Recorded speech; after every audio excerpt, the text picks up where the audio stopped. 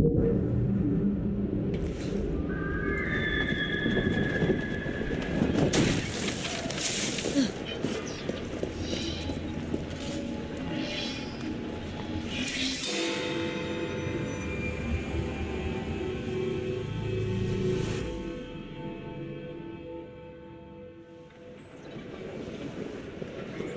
dear. This is going very badly, isn't it? It certainly doesn't have the makings of a ripping good novel. What happened here? Ah, the charming and delightful Fry twins. Have we met? Mr. Raymond knows everyone. He knows everything about this city. He writes it all up in his books. I'm Henry Raymond, writer of third-rate, lurid stories. Penny dreadfuls, if you will. And this is little Artie. Mr. Raymond takes real murders and makes them so awfully exciting. The guilty always get caught. There's one unfolding just here. Perhaps one of you would like to try your hand in solving it.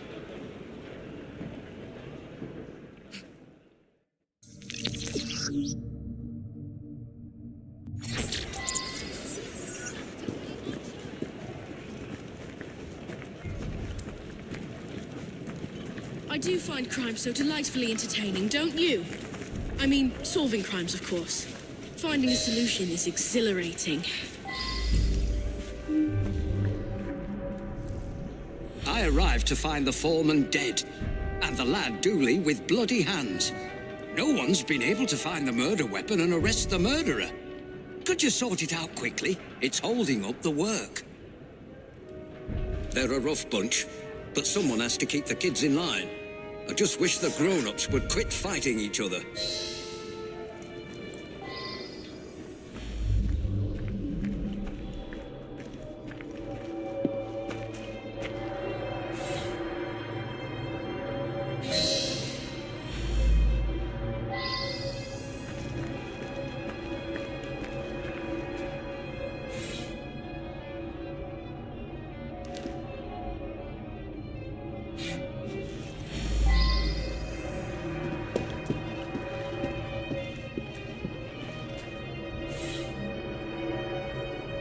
Now that I've seen this, I should ask more questions.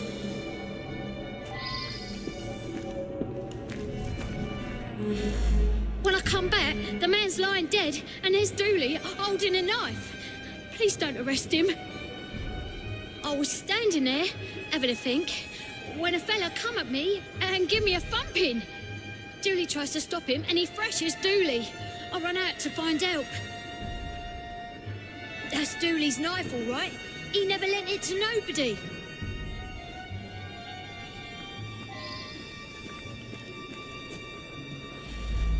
He knocks me to the ground and give me a kick. I find me work knife under me and grab it. I lift my hands to protect myself, and he knocks me out with a punch. Later on, I wakes up, and the man's lying there, dead. He's my brother. He don't like to work hard, so one of the workers give him a thrashing. I tried to stop it, and he stops saying bark and starts hitting me. Me? No. Oh, no, not so quickly. You have indeed solved this murder, according to the facts at hand. However, Artie, what advice would you give? I would encourage you to look beyond the obvious, beyond surface appearances. Try again. Use your powers to peer more deeply and see what you can discover.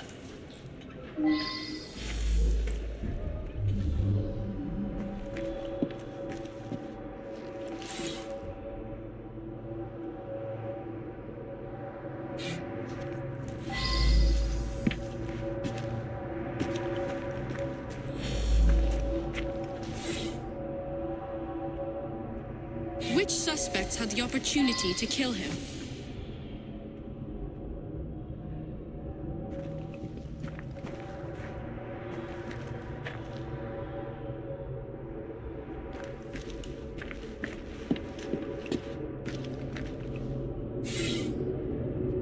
I should go back and ask about this. You can always check your case file to refresh your memory.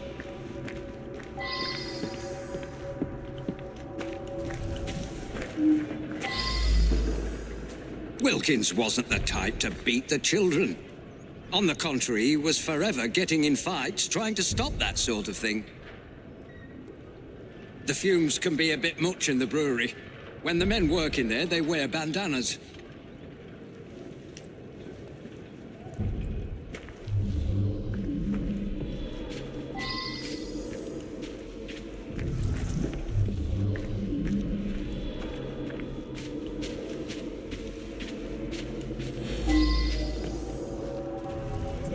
Me and Wilkins was working out here. We heard screaming. Wilkins went to see what it was about and never come back. I went to see for myself, and there he was, dead. I didn't stick around. Somebody might think I'd done it. The strange thing is, Wilkins weren't wearing no bandana when I was talking to him. Only the workmen in the brewery wear bandanas. You should talk to Morris there.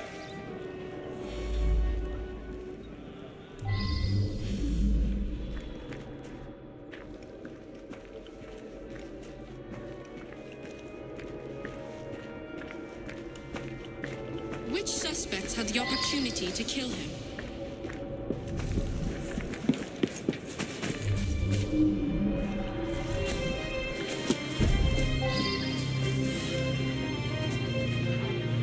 I believe I should re-interrogate a suspect.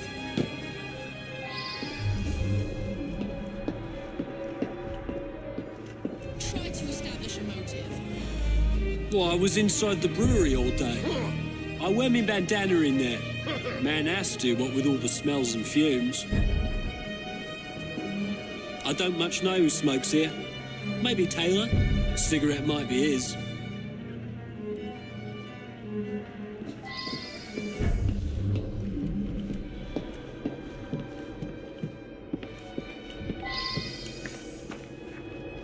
Which suspects had the opportunity to kill him?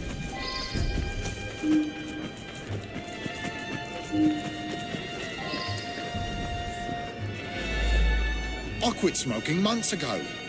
You know, I saw somebody from the brewery having a smoke this morning. Didn't see who it was, though.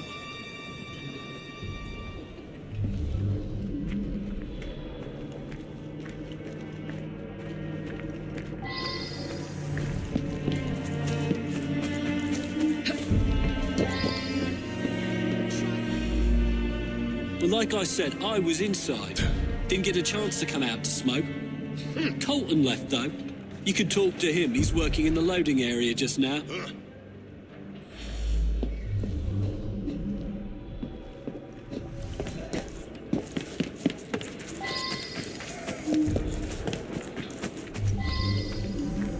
Try to establish a motive. I believe I should re-interrogate a suspect.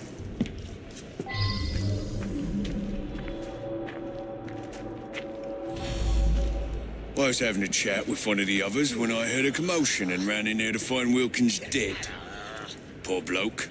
Killed by that filthy little bastard that we feed and pay.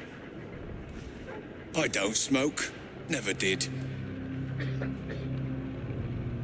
Oh, very well.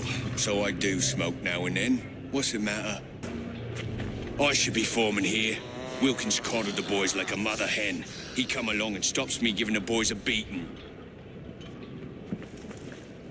That was much more difficult than it initially appeared. Well done.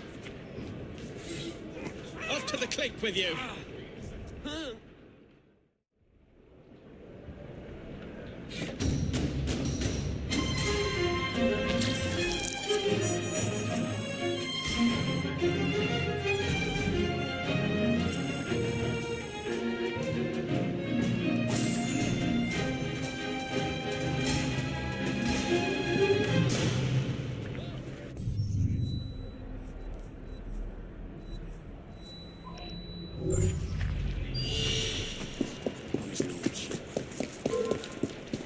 When I get over there, you'll be... Go on. Easy now.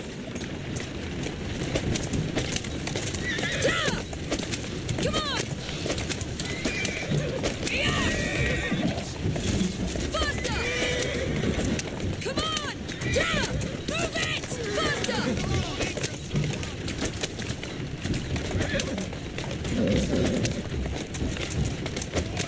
Slow down!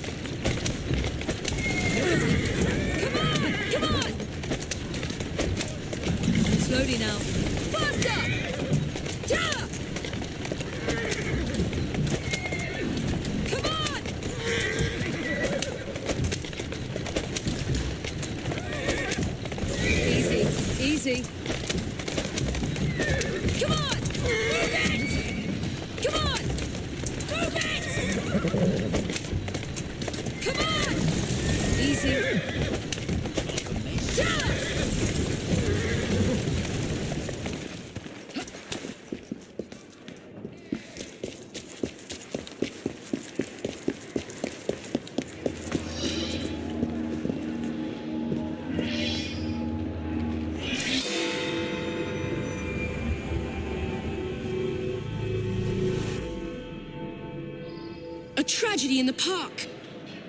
Another chance to sort out a diabolical conundrum. Another chance to sort out a diabolical conundrum. One that I'll turn into a one-a-penny read for Purlock Publishing.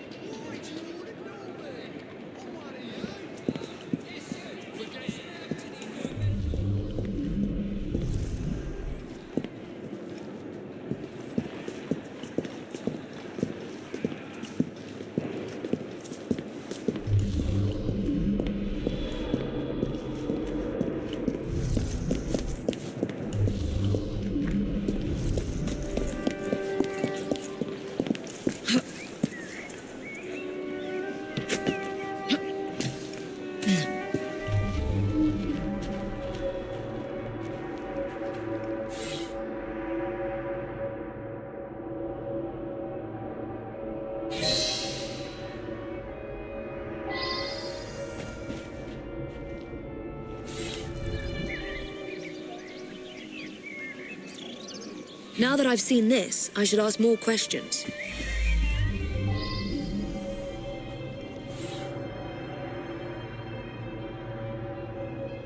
I wonder if someone could tell me more about this.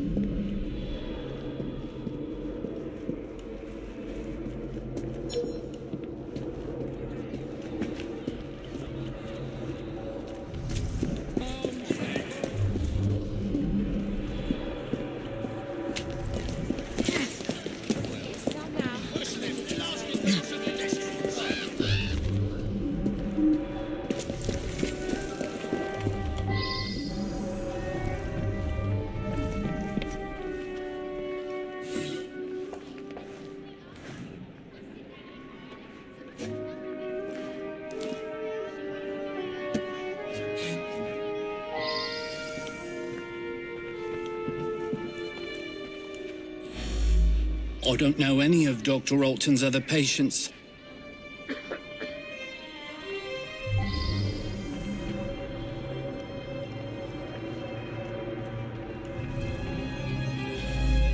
I'm sorry to hear about her murder. She was a patient here, but increasingly began to stop by socially. So she was meeting Dr. Alton in the park, was she? My understanding was that she was engaged to someone. In any case, the good doctor could do better, in my opinion. Perhaps now he will.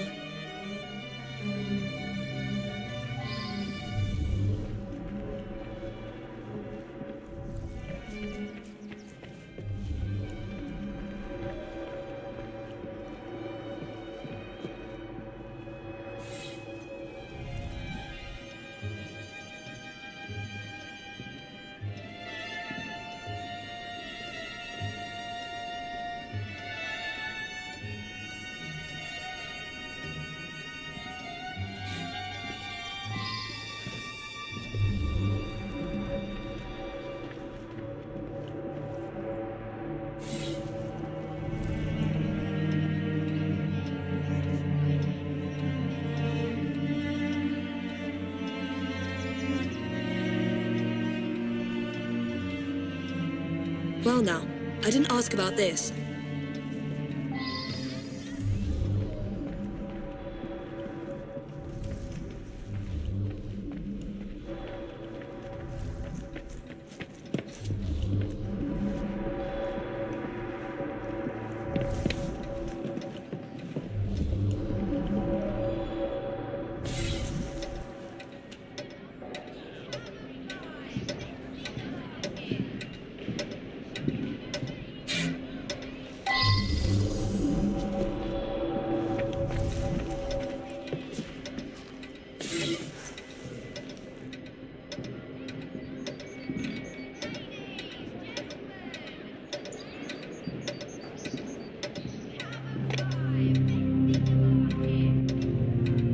I should go back and ask about this.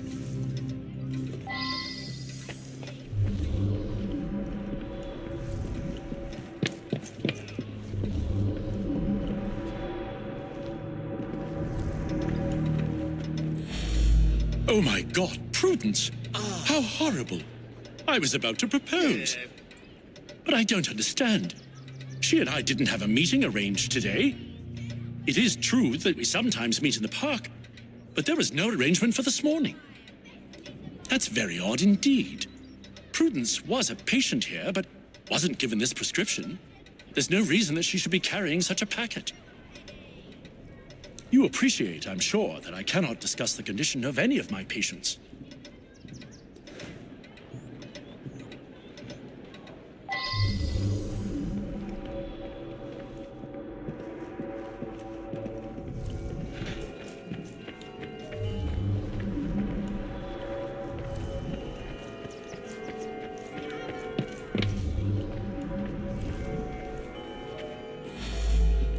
I'm quite angry, actually. I was having such terrific results. I felt like a new man. Much more vigorous and outgoing. But the doctor has ended the prescription altogether for no reason.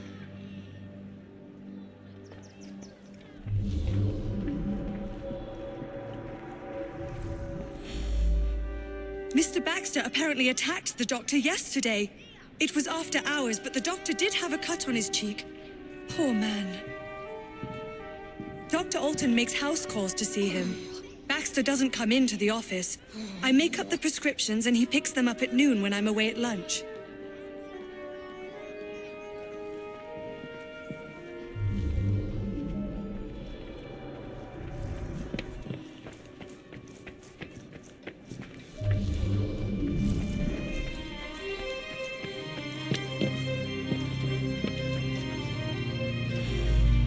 An unfortunate incident. One of my patients became overexcited.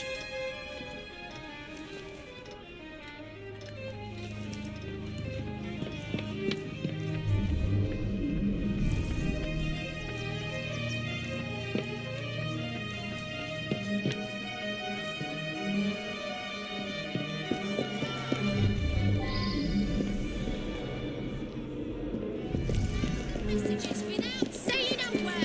This must be sorted.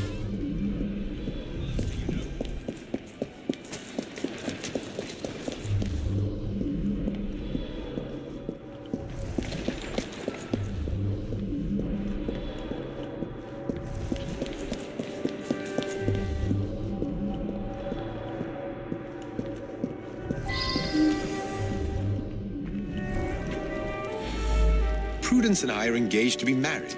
I'm desperate to see her. She should be by any moment. She had something important to tell me. I'm worried she's going to break off the engagement. Prudence has been so distant lately. I believe she has a misplaced affection for her doctor, the cad. I would make a much more appropriate husband, and the wedding is planned.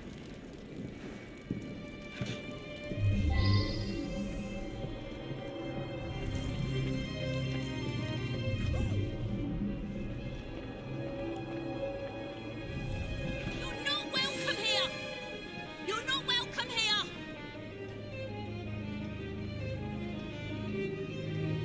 Get out of my house.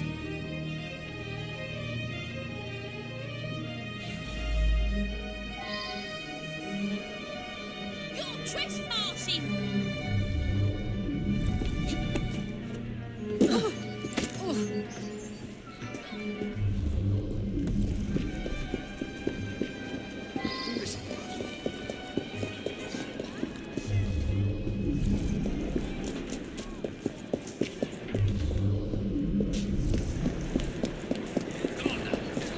How dare you?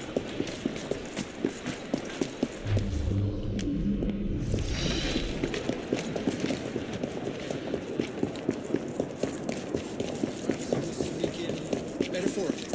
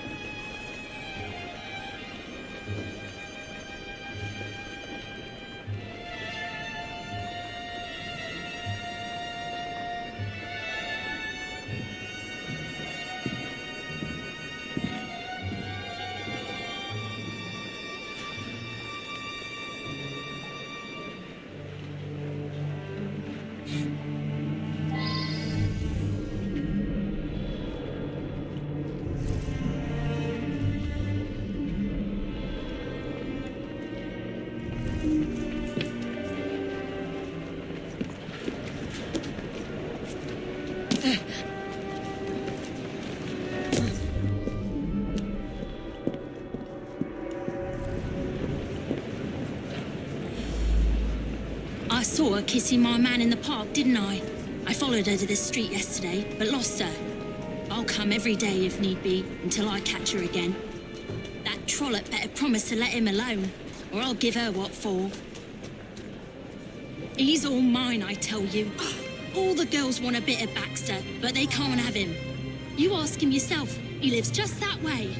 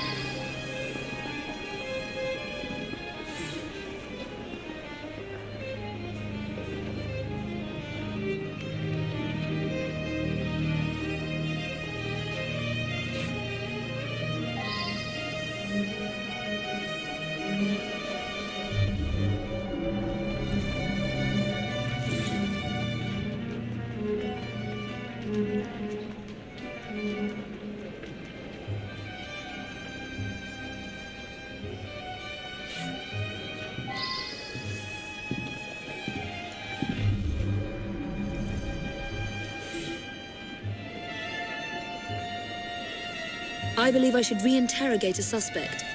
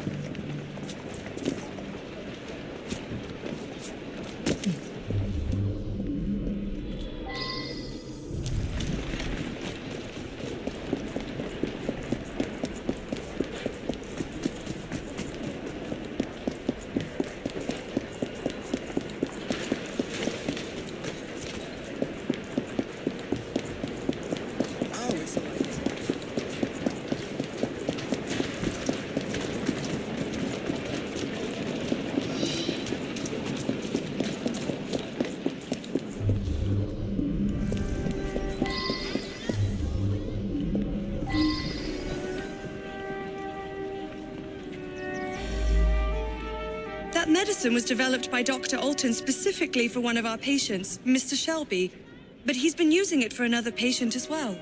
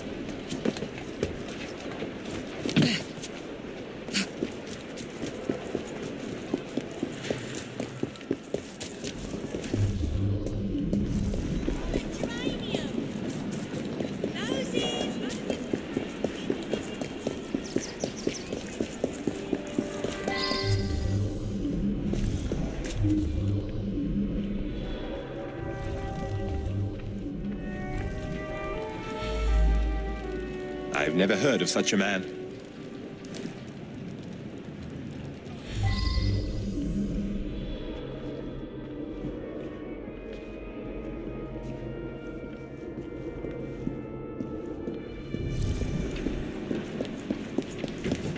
Onward, go.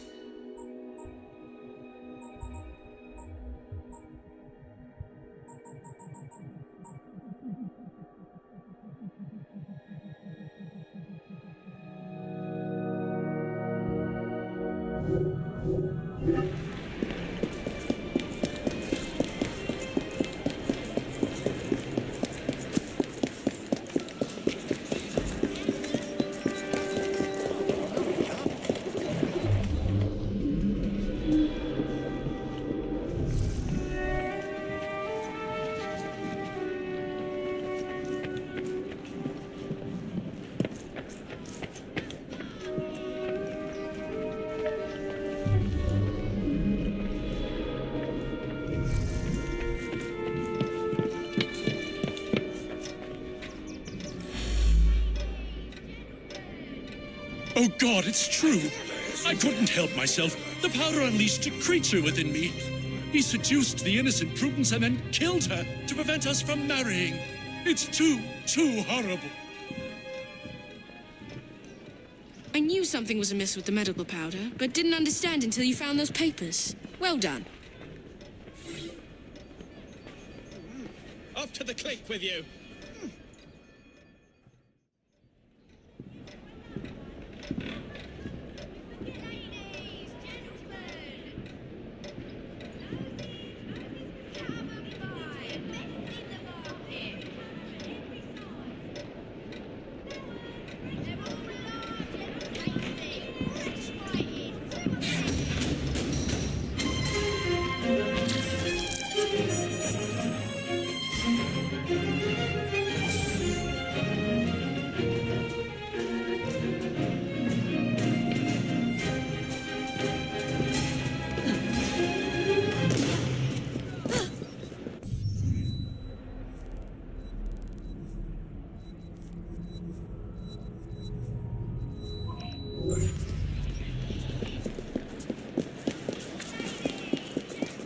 Come on, you silly mare.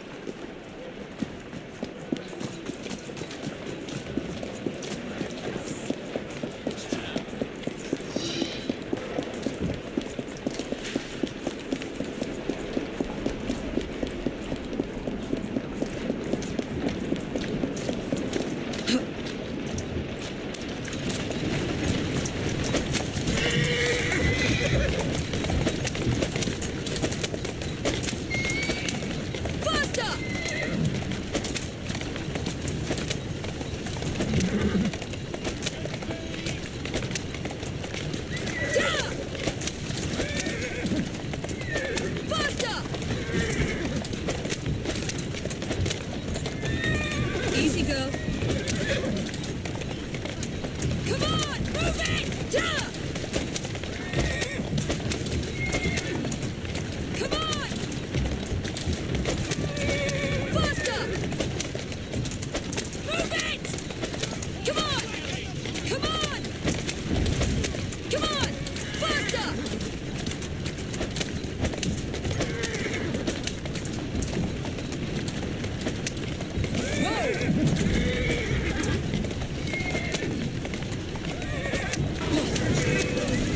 Well then.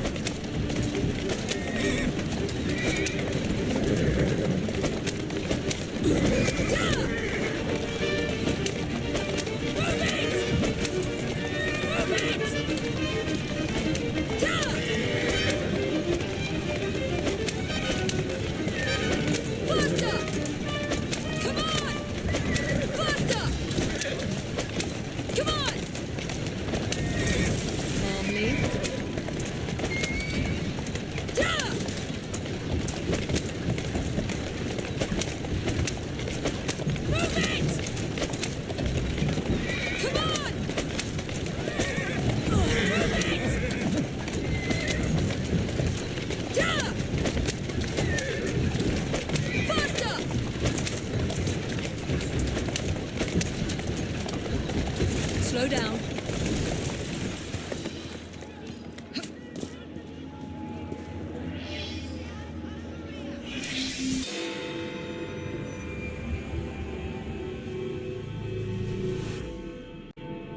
There you are. This could be interesting. There's no shortage of firearms in this neighborhood. I suspect the solution will turn on geometry, timing, and human nature. There may be a penny dreadful in it. Look into it, won't you?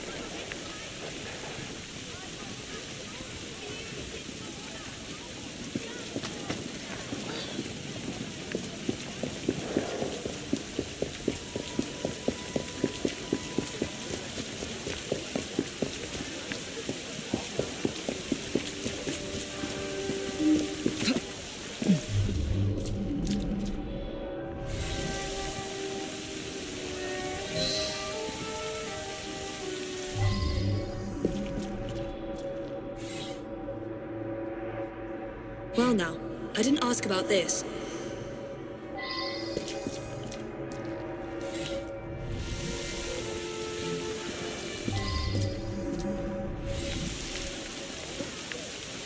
Well now, I didn't ask about this.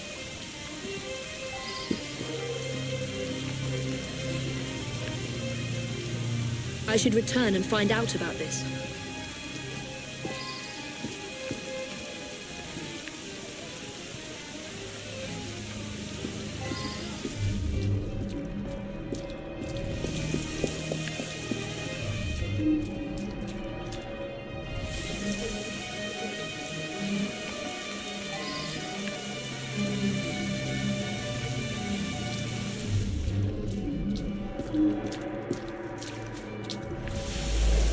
From what I can gather, Prescott was shot almost exactly at 12 o'clock noon. Apparently, they put the clock there while doing some repairs. It still runs, I notice. When Colonel Prescott retired from the army, he used his connections and started this munitions factory. He wanted the men that served with him to have work when they left the army. The young lads across the street were fooling with a pistol they'd found. A bullet must have gone astray through the wooden fence. Hit Mr. Prescott smack in the chest. Bloody unlucky for all concerned.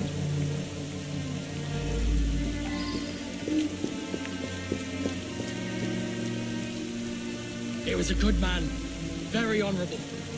I'm proud to have served under Colonel Prescott in the 11th Foot Gold Coast, Africa. I was on my way here. Heard 2 shots I did, right at the stroke of noon. Bullet hole in the clock. That's a new one. It could have already been there when I arrived at noon. Or maybe it was the second shot I heard. Prescott put that up in memory of the time he led a sortie across the Pearl River to outflank Ashanti warriors. Things turned out badly that day. Horrific. We lost several of our comrades. Prescott wanted us to remember them.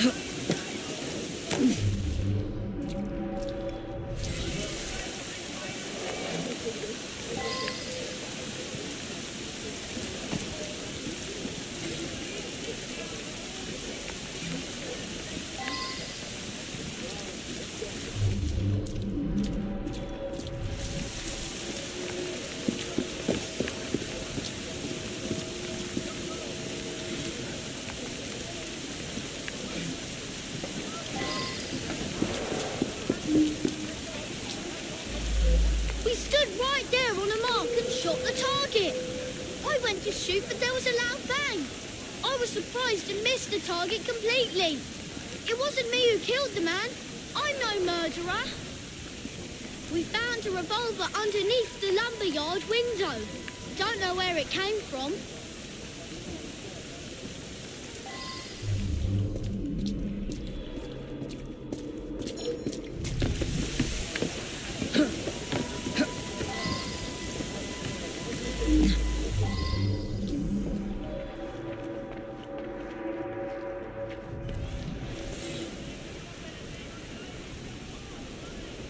I wonder if someone could tell me more about this.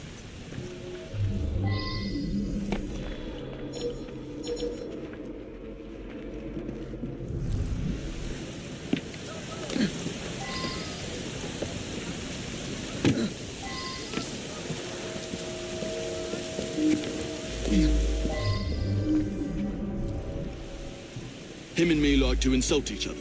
I was a lieutenant under his command in Africa. I love the army. No one questions you when you wear a uniform. Anyways, every morning when he arrived, we'd call out and joke with each other. I admit it. I sell stolen rifles and pistols. All very hush-hush. Black market. Yeah. Well, Prescott led a flanking sortie that went wrong. Lots of casualties. Some men called the colonel a coward, but it were really just bad luck. Anyway, he resigned. To make amends, he offered work at his factory whenever one of us left the army. I made that shot. Early this morning, Prescott challenged me to plug the 12 from my shop. I missed just slow. No one witnessed it. It was too early in the morning. I brought that gun back from Africa. I was a sniper fighting the Ashanti. I used that gun this morning for Prescott's challenge. It's the only Whitworth we have. I'd never sell it.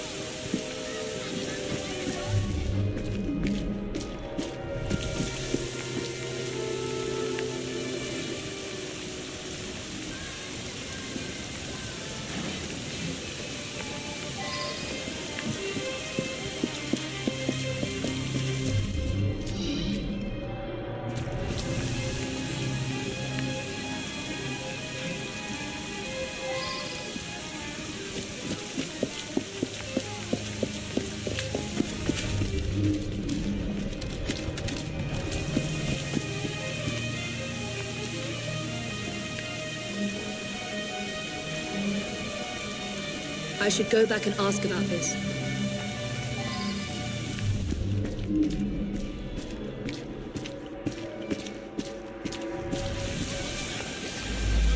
Saw him each morning as I drove by. Seemed like a good sort. We lost an entire barrel of beer, damn it. I heard 2 loud bangs, but thought nothing of it. Later, I found a bullet hole in a barrel. Imagine that, a bullet hole. My lad Samuel might know more. He's around back, tossing trash in the river. The poor lad. Fell on my doorstep a few years ago. He's in a bad way, has some sort of malady. Rides in the back while I make deliveries. Hard worker, very determined.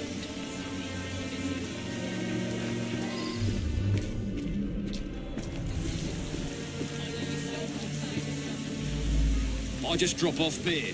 Don't pay much attention to people along the way. There was an hole in a barrel. I've got no explanation for that. That's for some sickness I picked up a while ago. Can't remember the name of it.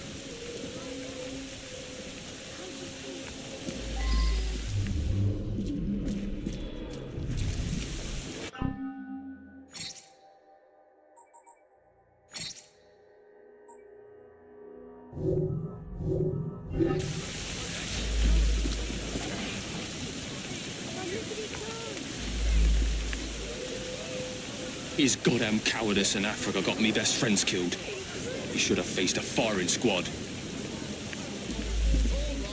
Very good sleuthing on your part. It's a miracle anyone survived, what with all those bullets whizzing about. Up to the click with you.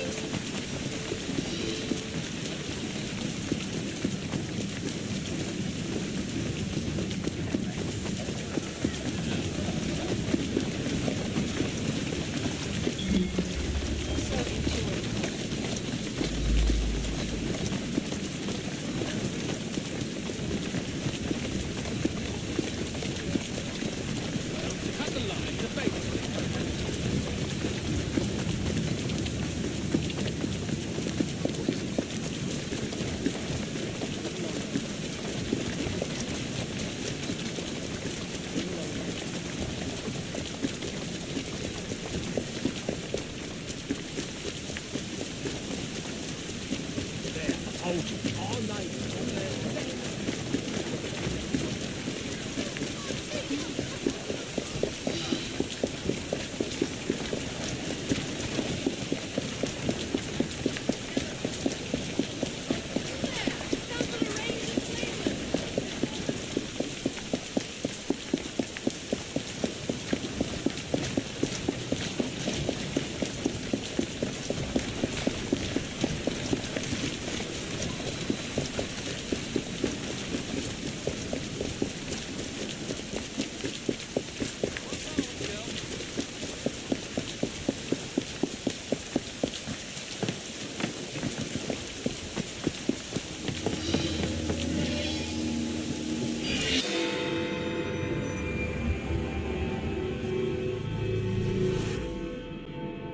My write-up of that last crime was so ingenious that Purlock Publishing tossed me quite a tidy sum.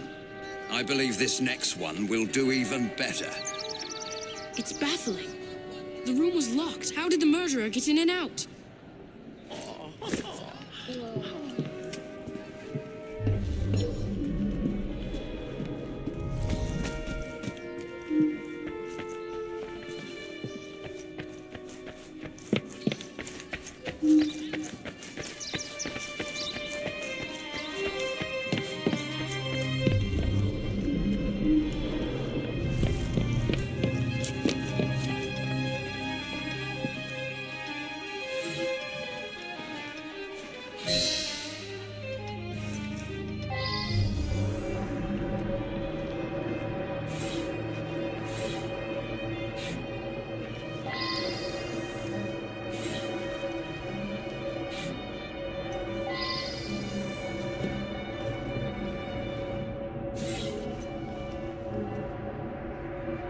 Now that I've seen this, I should ask more questions.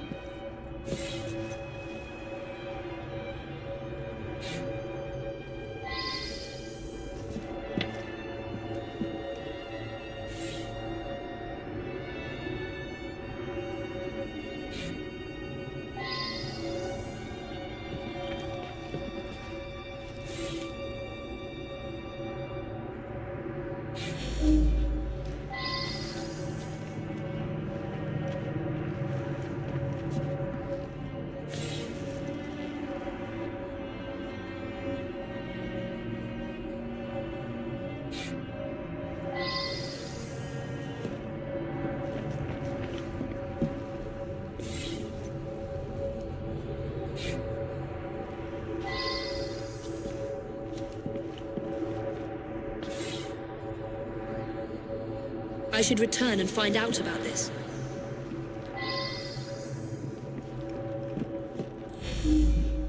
I'm just the housekeeper, but Mr. Cashin was a dear friend. Each morning I bring him his coffee. Today his door was locked shut.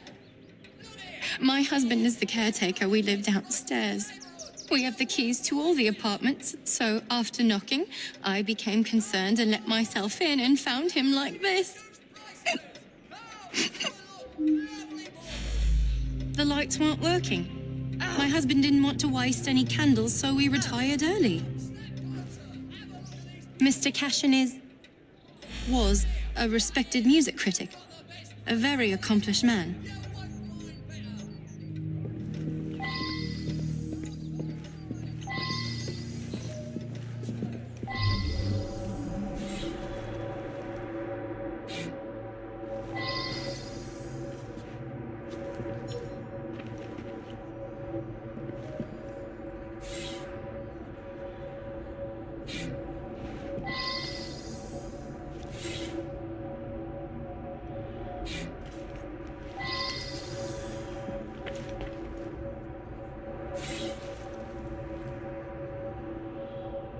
I believe I should re-interrogate a suspect.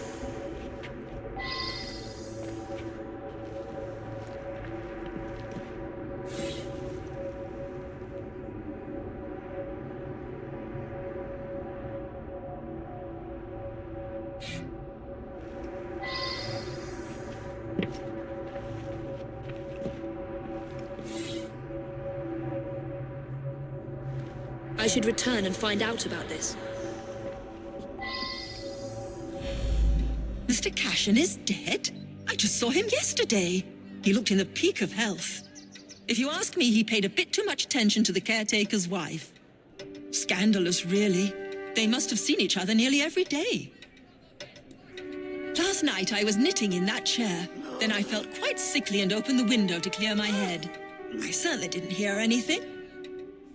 When the lights quit working yesterday, that sweet Mr. Golden handed out candles to everyone. He's such a nice man.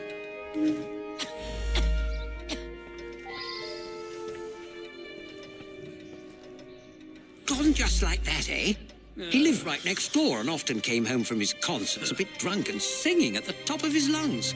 Drove my wife near crazy. Cashin had an eye for the ladies, no question. I was a bit jealous of him, frankly. I was down in the cellar, fiddling with my experiments. That belongs to Mr. Golden. He's an awfully nice chap. We let him use our apartment during the day when my wife and I are out tending our shop. He likes to rehearse here where the light's better. I'm an amateur chemist. Henman let me set up a few experiments in the cellar.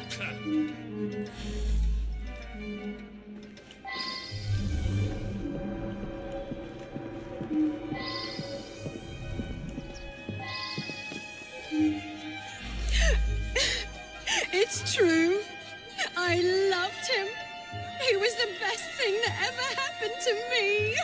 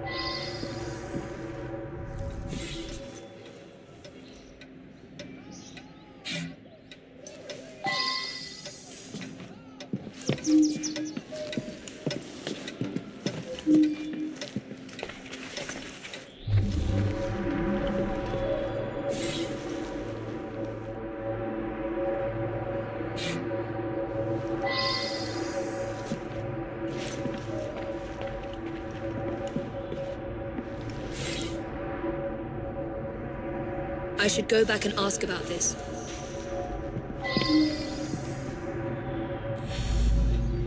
I worked very late. So did he. I only met him once or twice in the 2 years I've been living here. I was out giving a benefit recital for unemployed musicians. Several dozen people can attest to my whereabouts. I use them to create an ambience when I hold private recitals.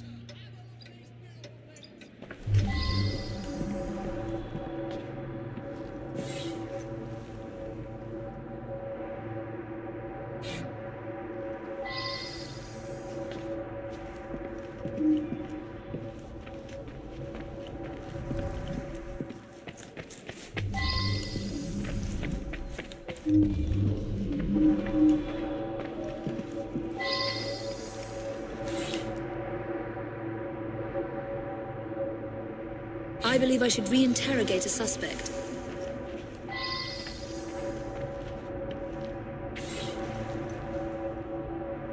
Now that I've seen this, I should ask more questions.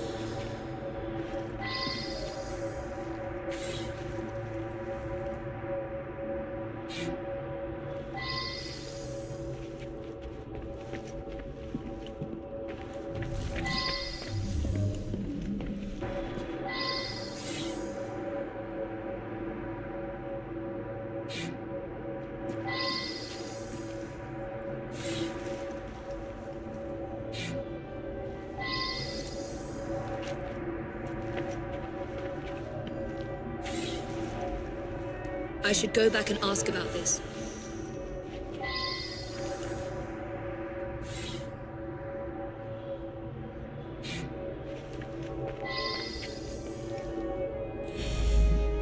Mr. Cashin's dead. Difficult to believe. He led a quiet life. Out at concerts most nights, shut up in his room writing the rest of the time. He must have been a lonely man. My wife felt sorry for him and helped him as often as she could. I'm in charge of the running and upkeep of the whole building, so I can get dirty now and then. I was just doing some work in the basement. I forgot to put it away after I fixed Mr. Golden's music stand yesterday morning. I left it there, and he came to give it back. The gas quit working yesterday. I don't know enough to fix such things safely myself. A man from the company is going to come by tomorrow.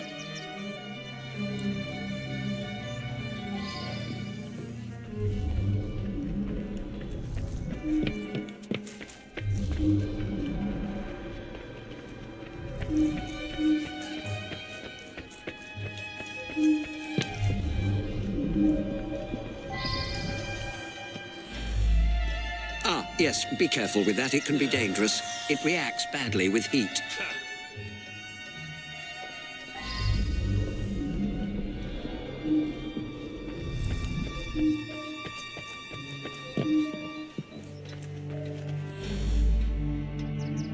He destroyed an entire orchestra. All those musicians put out of work. A rancorous old man who had no talent or creativity of his own. I suspect there was more to that mystery than meets the eye. I'm going to look into it.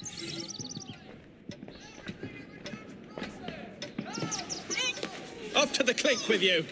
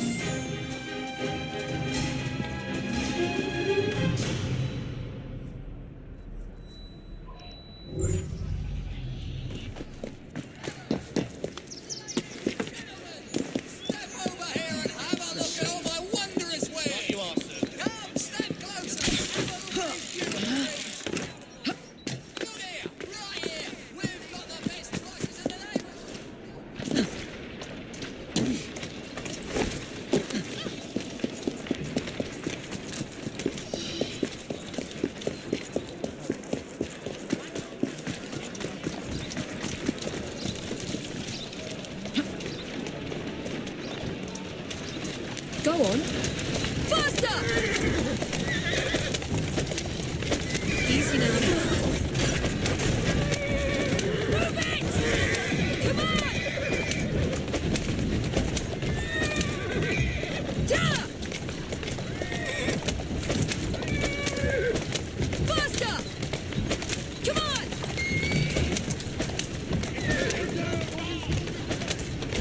Whoa! Yeah! Easy.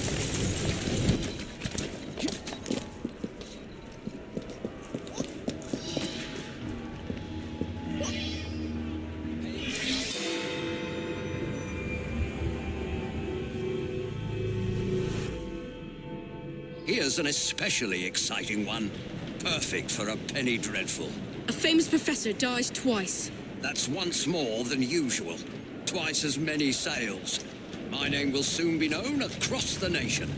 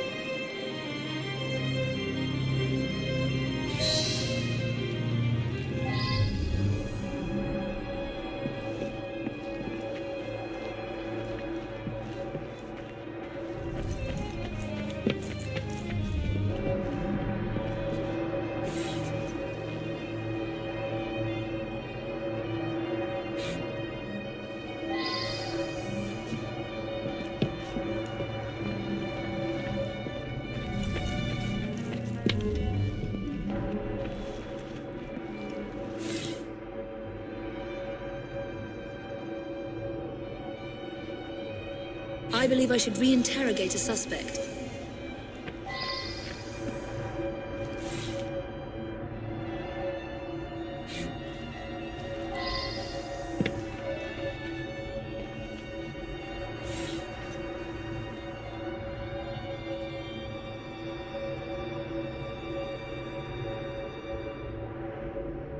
I believe I should re-interrogate a suspect.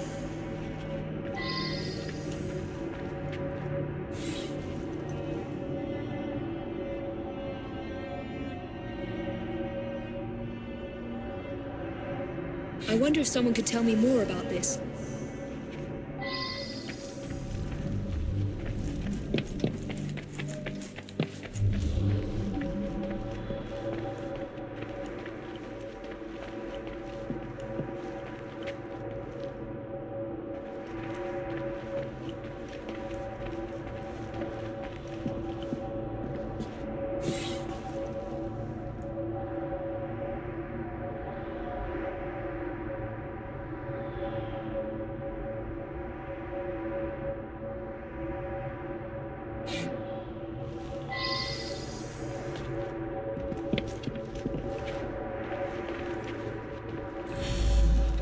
It's unthinkable. Such a great man.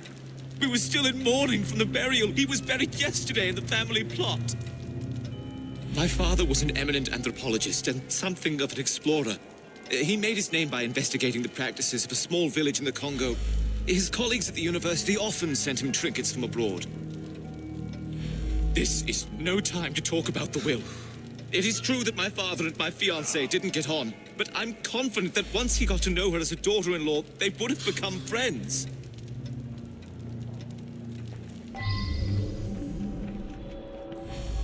It's so very awful.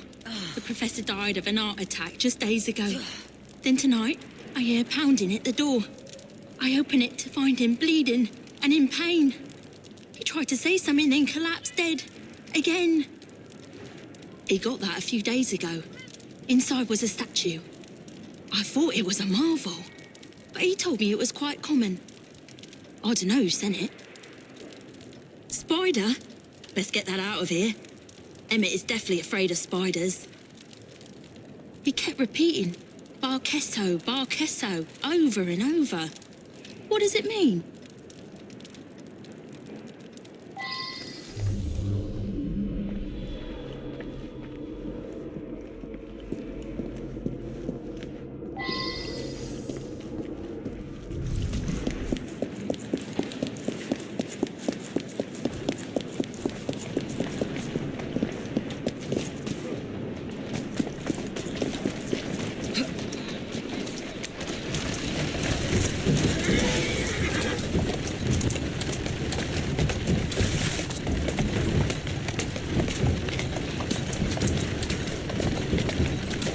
Go.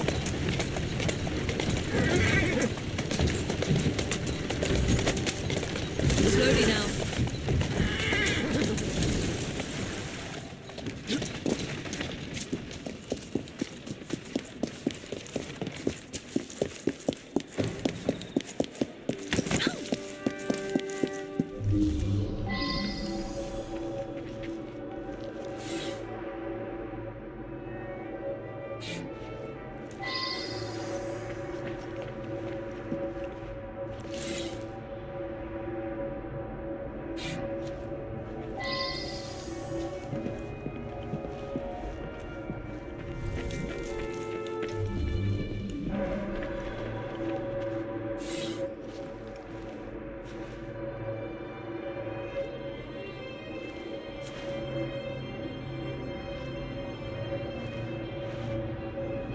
Now that I've seen this, I should ask more questions.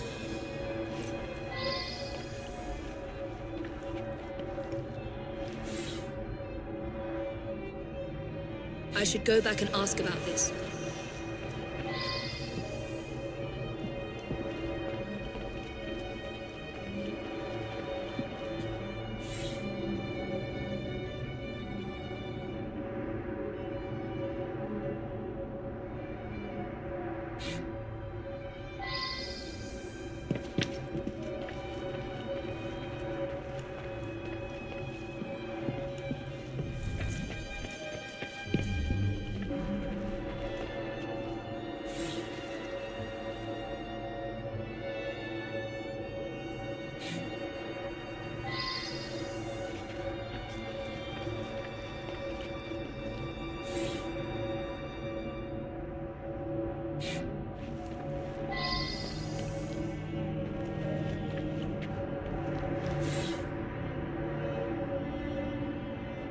well now.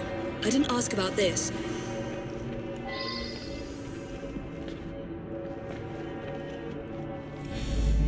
The anthropological sciences have lost a great mind. He revolutionized the field. It is my fond hope that I may inherit his mantle. Which one is that? Sorry, difficult to read. I've lost my spectacles somewhere.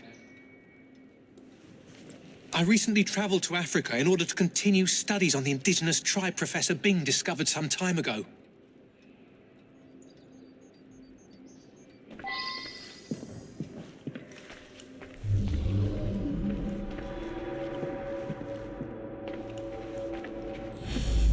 An eminent colleague. He wrote prolifically. Probably no one will ever amass the amount of knowledge he acquired. I'm most vexed about that. A rare specimen of the sort I've been studying for years. It escaped a few days ago, no doubt due to that scatterbrained assistant Virginia. My thesis subject. My South American colleagues tell me that this particular arachnid is only found in the Bolivian Andes. Fascinating subject.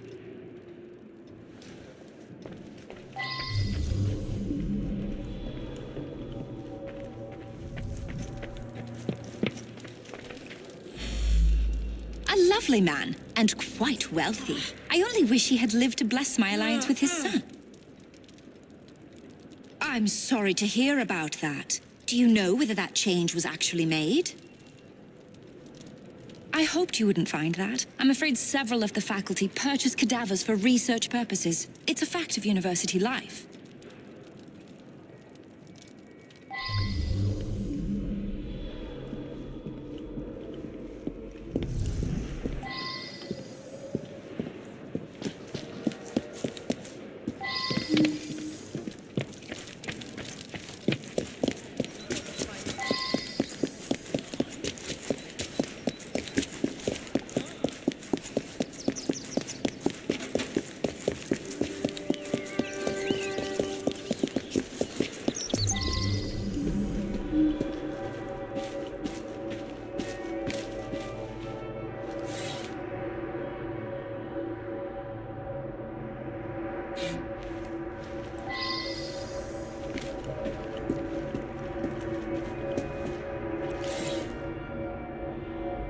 Now that I've seen this, I should ask more questions.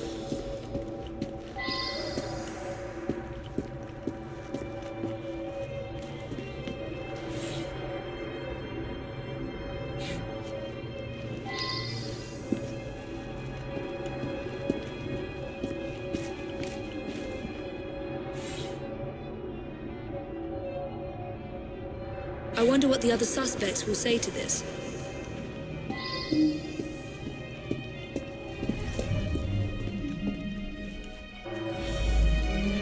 He showed up again. First time that's happened in 35 years of grave digging. I saw the son lock the tomb myself. Body snatching? That's an insult. I'd be in the slammer quick as that if I got caught. It's plain that 7 guineas is a lot for a bloke like me. I'm careful with me pennies and save for a rainy day. So I sell a body or two on the side. A man's got to eat, ain't he? I broke the lock and left him on a barrel just behind his tomb. It was dark, couldn't really see. But some fella come by and carted the old professor off. It's muddy back there. You can likely still see the tracks.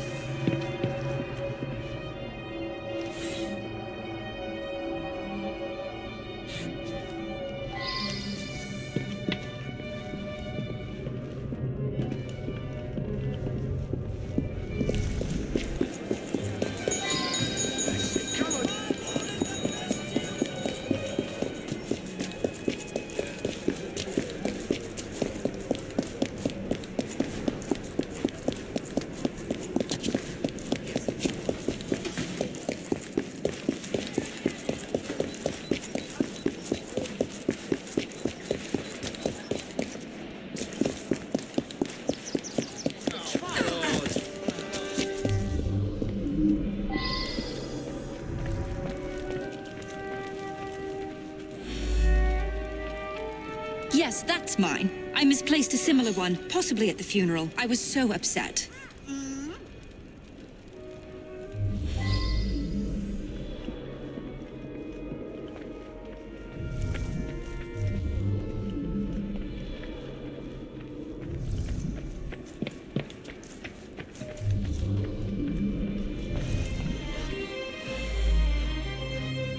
I required his knowledge in order to become the greatest anthropologist in the British Empire, and his beloved tribe of savages provided the method. That Professor Silas was particularly cunning and gruesome. Mr. Raymond will be thrilled.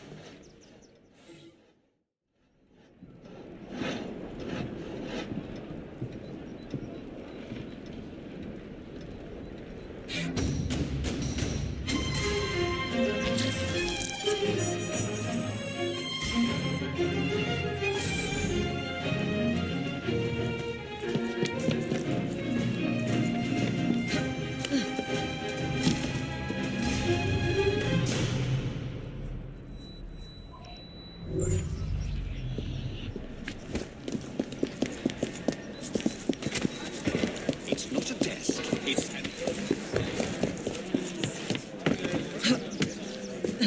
Gracious.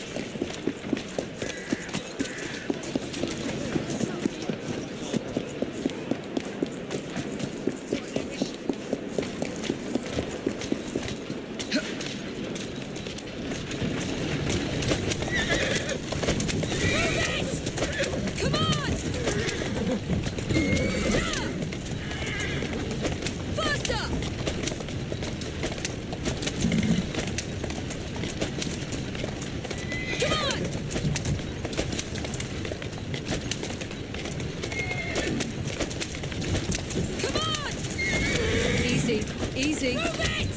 Come on! Move it!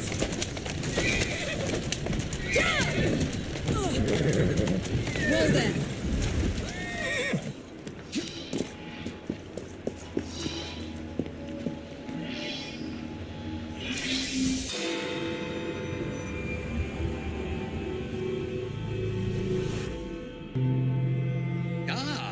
This is one that's most promising. An important detective is missing. Skullduggery is surely afoot. Solve it, and I'll write it up quick as you please.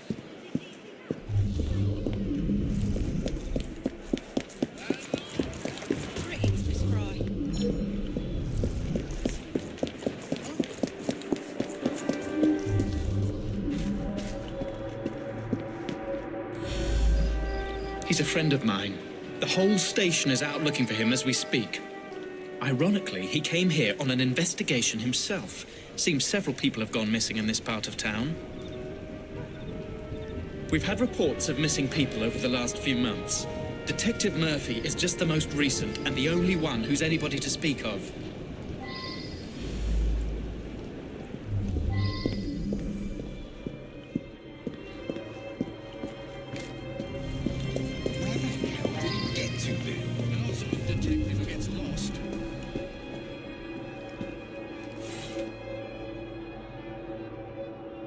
I believe I should reinterrogate a suspect.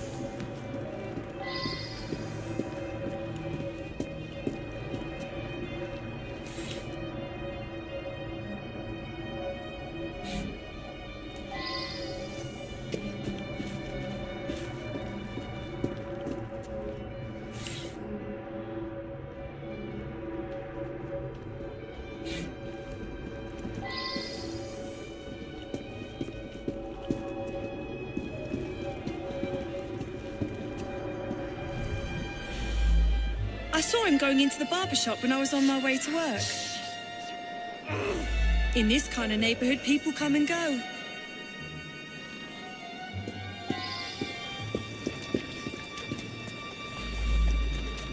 odd man indeed. He spent a fair amount of time in here, poking around. George delivers that to us. It's amazing. The flowers just grow and grow. Some people around town just seem to vanish. It is mysterious. Sweet boy. Constantly giving my assistant gifts, a jacket, a handbag, and so on.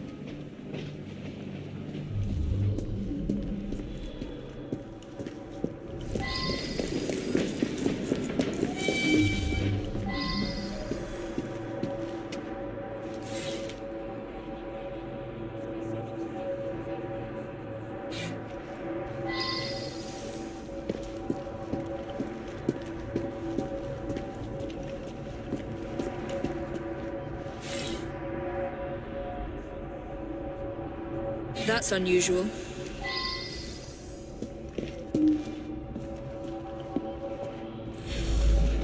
He was in here asking about missing people. Buttermeat pie, he did. Stayed and chatted for a few minutes, then headed off to the barber. I'm told that some people have gone missing, but I don't know anything about it. Steady. George delivers meat for my pies. Lovely lad. I pay on delivery. I believe he picks it up from a local butcher shop.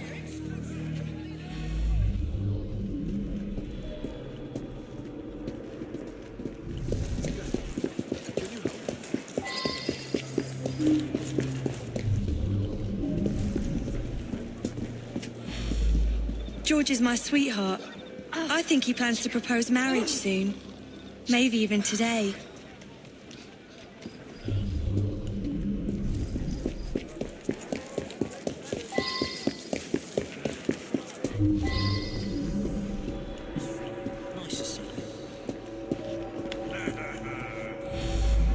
You mean the annoying bloke nosing around?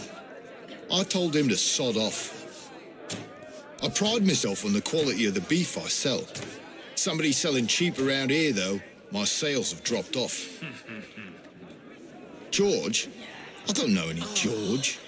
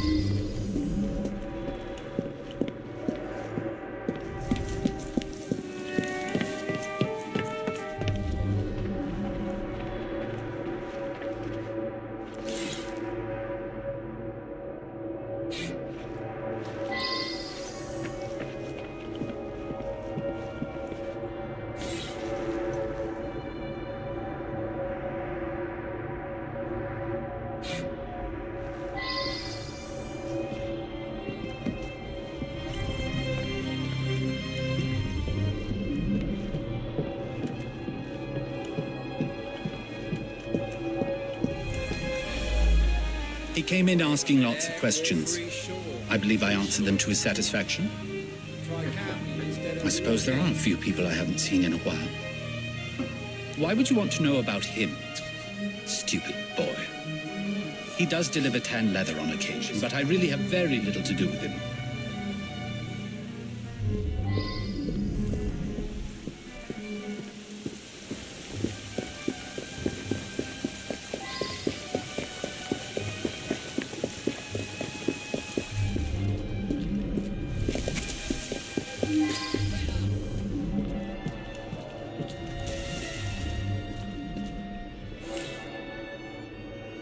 I should return and find out about this.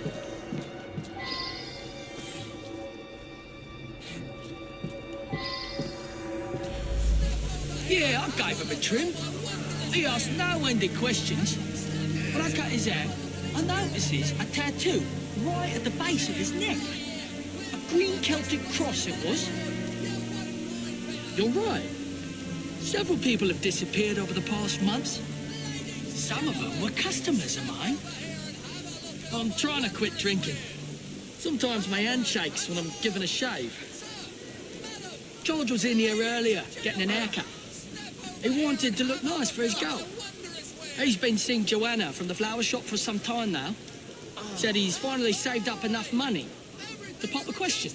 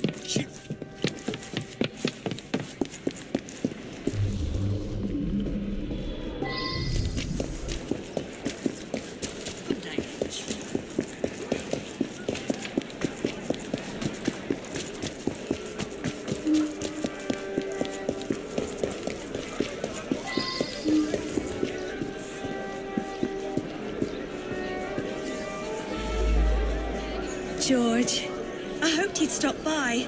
I want to see his new haircut. He must be at his house. Oh, I do hope he proposes soon.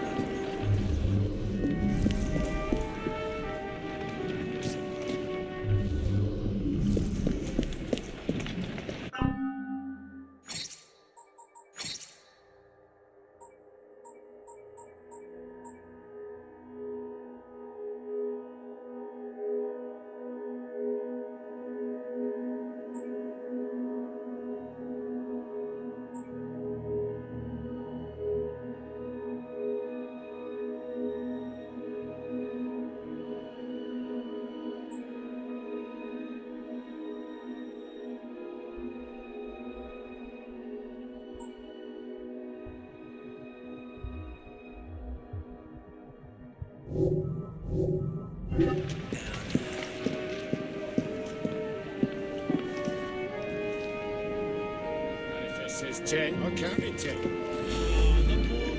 Why would you want to know about him? Stupid boy. He does deliver tan leather on occasion, but I really have very little to do with him.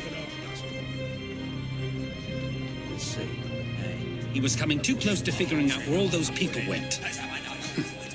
They got parceled out to the baker, the florist, and me. Manifest says 10, I'll count it 10. You very cleverly puzzled that one out. A very unpleasant crime. Perfect for one of Mr. Raymond's penny dreadfuls.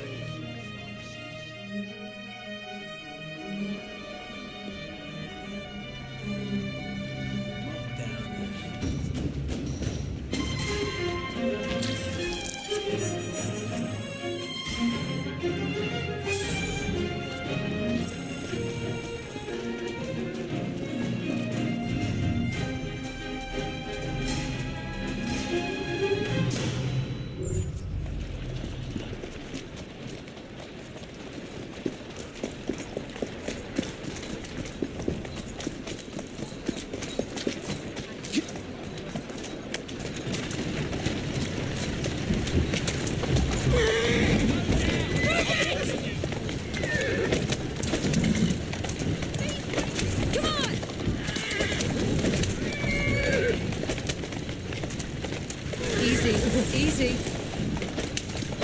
Come on! Faster!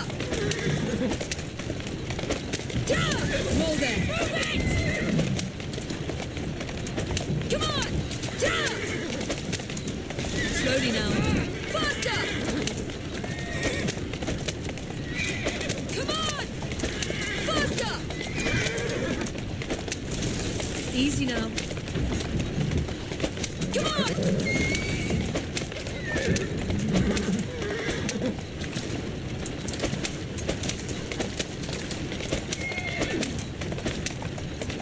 Come on! Move it! Yeah!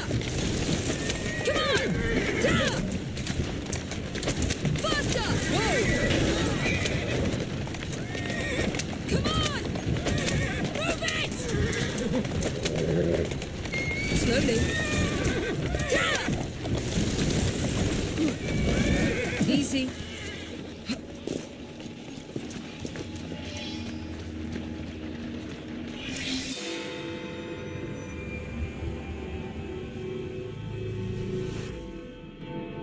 Think of that. Crushed by a crate. The most hated man in London.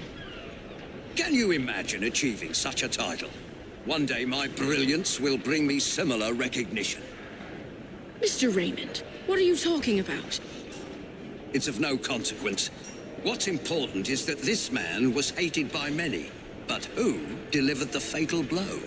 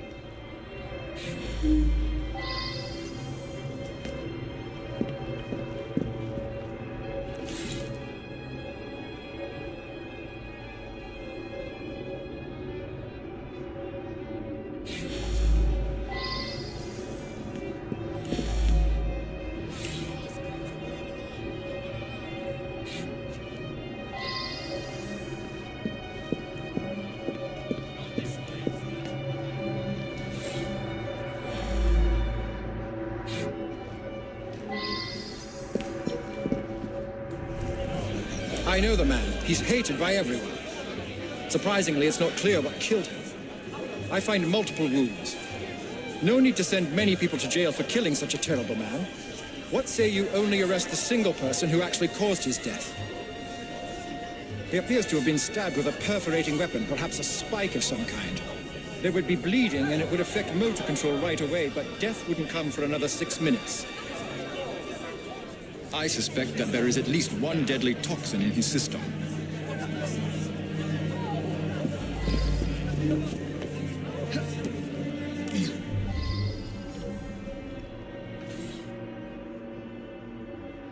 Well now, I didn't ask about this.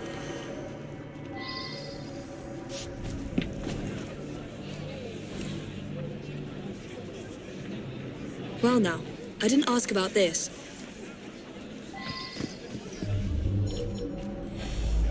The man's a right bastard. I hope he's smouldering in hell.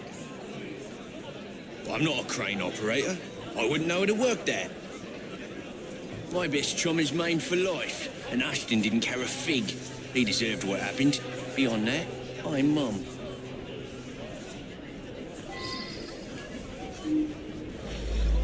He owned this site and paid us.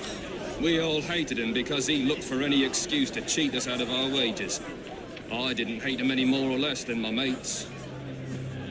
That's around the time I'm given a few minutes to eat something.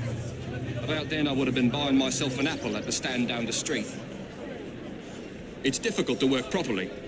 You'd have to know what you're doing to drop it at just the right moment. Eddie? Yeah, I taught him how to work the crane a few days ago.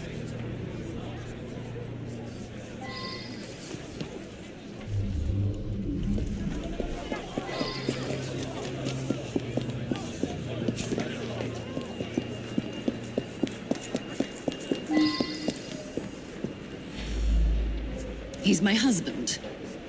Each day I bring him the household expenses just after he eats his apple. I also brought him his invitation to the knighthood ceremony, the one with the special scepter. Of course, he wasn't going to take me along. I often tie up my hair around a knitting needle. What business is it of yours?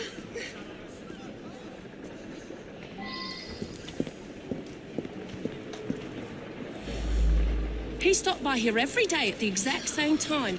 He'd buy an apple and try to cheat me out of tuppence. But then most folks do that. Yeah, that sounds right. Came by for an apple. He was here when we heard the crate hit the ground.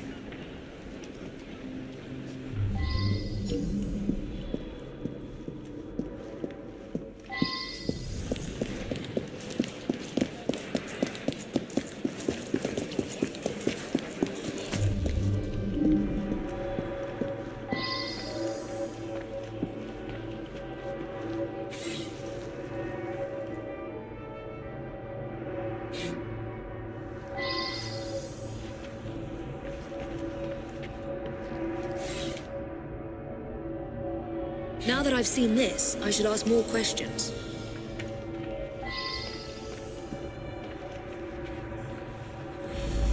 Ashton stops in front of this pub every afternoon to check on business rumours. Something of a bastard, Ashton. Told me he had a bit of jam on the side, if you know what I mean. Wife didn't know about it. Well, the bit of jam wants out, but he won't let her. That's the sort of fellow we're speaking of. That was Ashton's doing. The man had it in for me. He paid workers to wreck my machines. Cost me a fortune. As long as he was around, I'd never prosper. As a matter of fact, I do carry a revolver at all times. It can be a dangerous neighborhood for a wealthy fella such as myself. This proves nothing.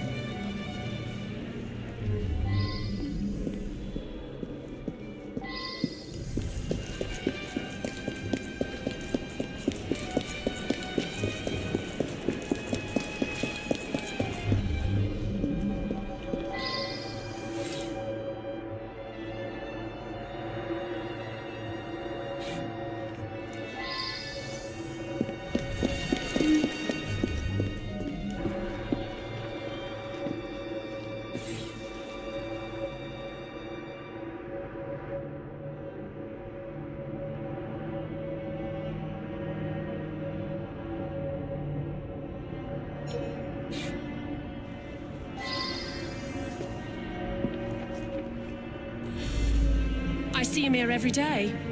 He can be unpleasant, but I don't really know him.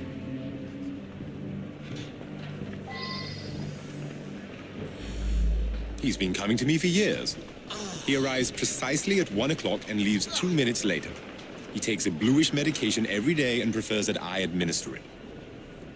Mary is a trusted assistant.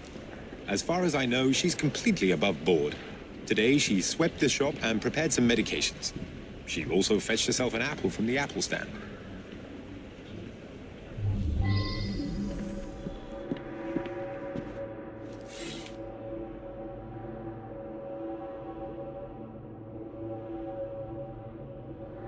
I believe I should re-interrogate a suspect. This really is none of your business. He came to me for his blue medication. I gave him blue medication.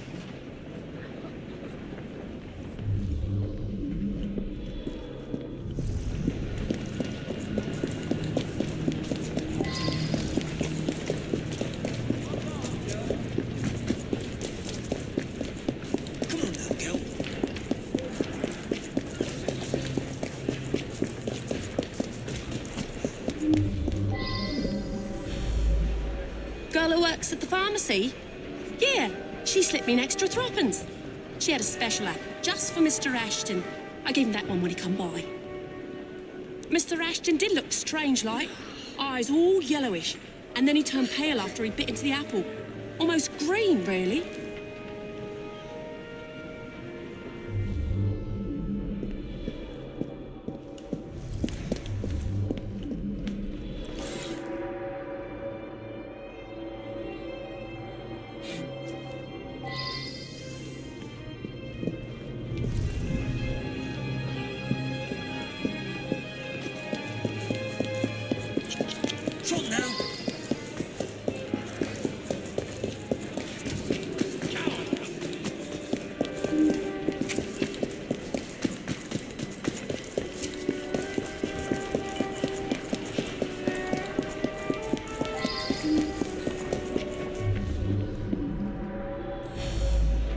Quite right. I asked the apple seller to give him a special apple. Is that a crime? He was a horrid man. That's all I have to say.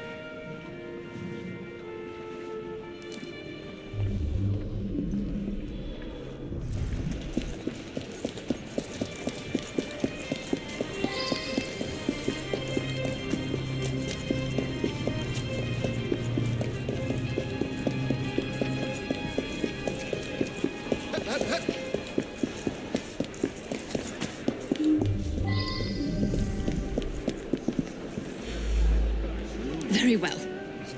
I found out about his dalliance with that girl from the pharmacy. It's not the first. Divorce is all but impossible given his influence with the clergy.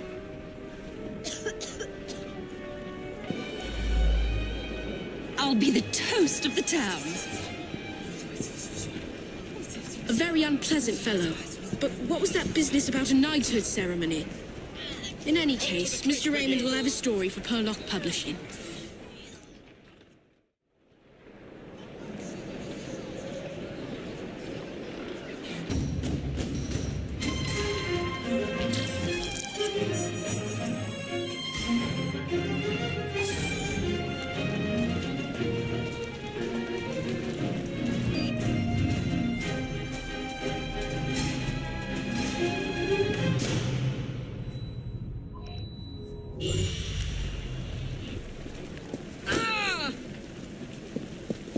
You want to watch where you're going?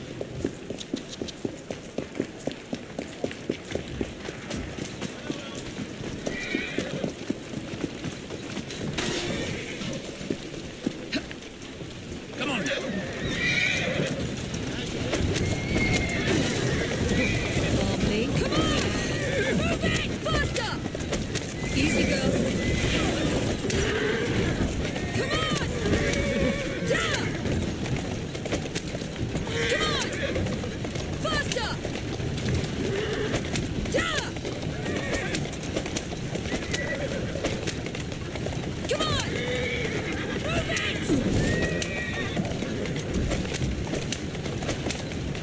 Come on! Come on!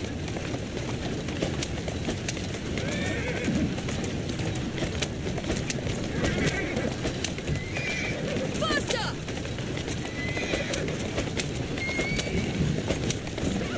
Move it!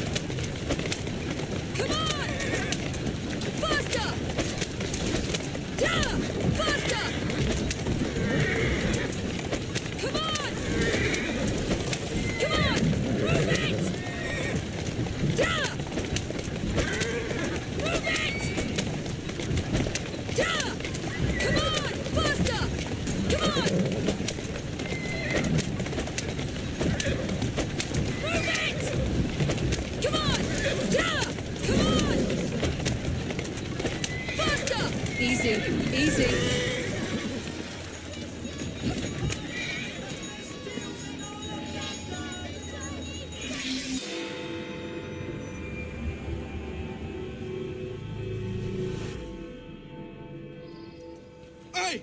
Someone help! Some trap found something down there. Looks like foul play.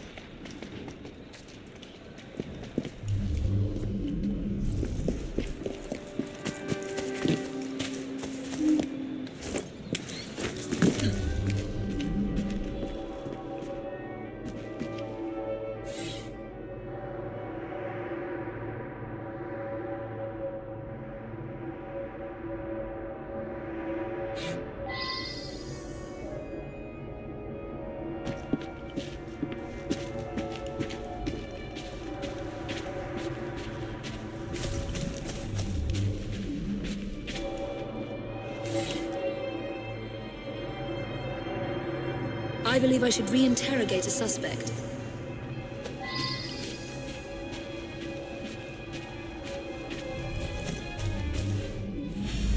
I heard a splash, and right quick pulled this bloke out of the shallows, dead as a mackerel.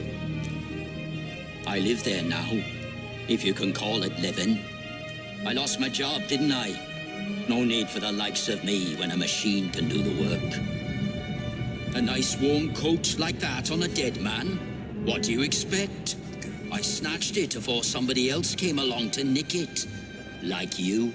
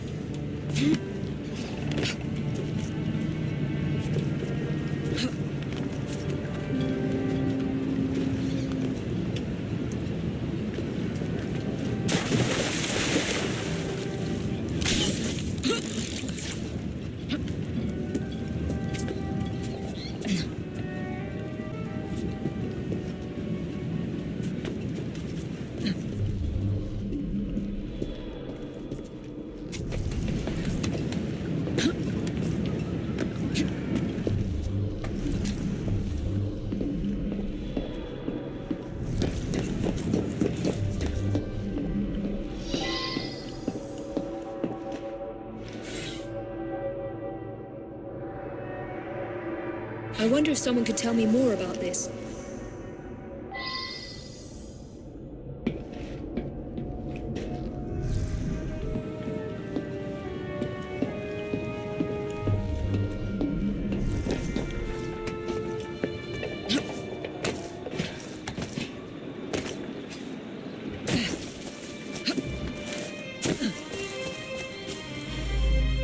The midnight train. That must be the 616.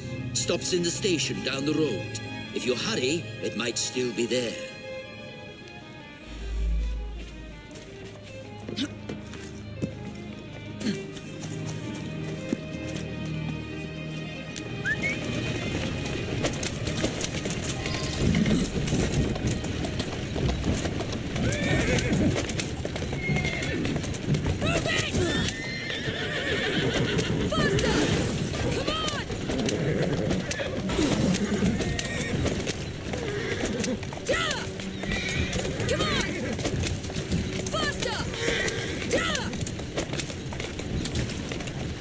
Whoa there!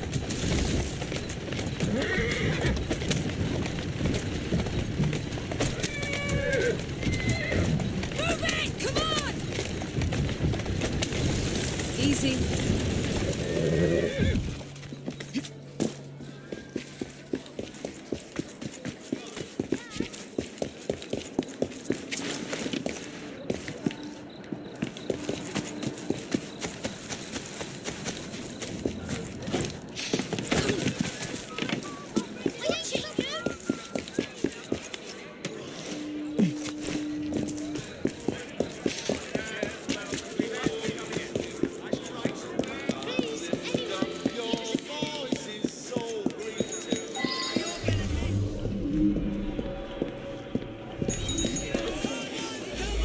You better hurry. It's leaving right now.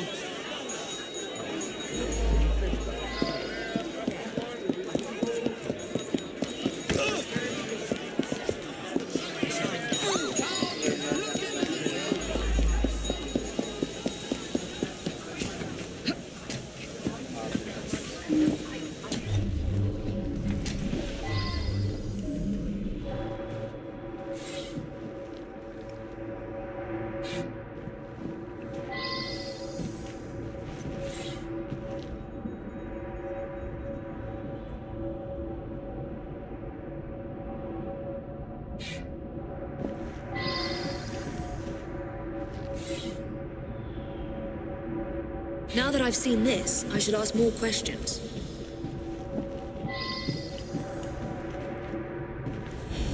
It was a typical evening. As far as I knew, nothing unusual happened until you came aboard with this story of a murder. Just another wealthy passenger. They're all pretty much the same. I was tidying up in the passenger car. Around midnight, Vivian ran through. She thought someone was looking for her.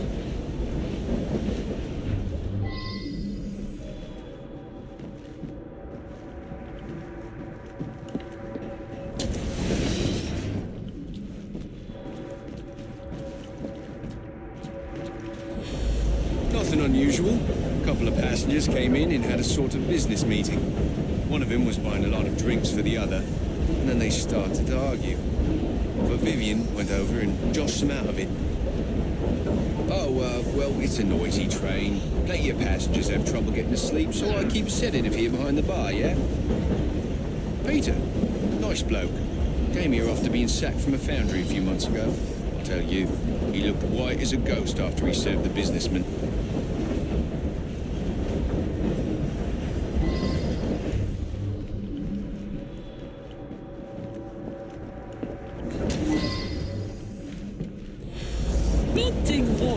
Some noises on the roof woke me up briefly. You say someone was thrown from up there? You'd have to be a very strong fella to drag someone up onto the roof. Killian was on this train. Cool. I used to work in his foundry. I never even seen him. None of us workers ever knew what he looked like. Vivian had another of her dupes in her compartment by then. After that, I remember people going past me from time to time, but I was half asleep. Peter worked with me at the foundry. He's a very strong bloke.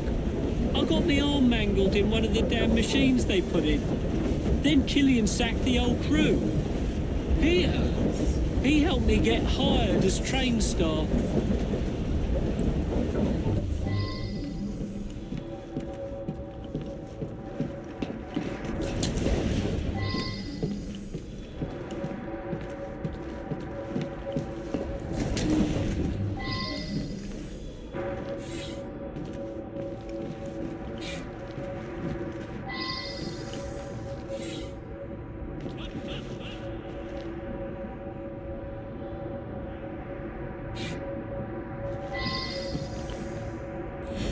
Mr. Wolfe had a few with Mr. Killian. Then the young lady invited herself over to have a glass with him. Mr. Wolfe became terribly tired, even though he'd only had one drink. He toddled off to bed well before midnight. I stayed in the dining car for a few drinks with the barman.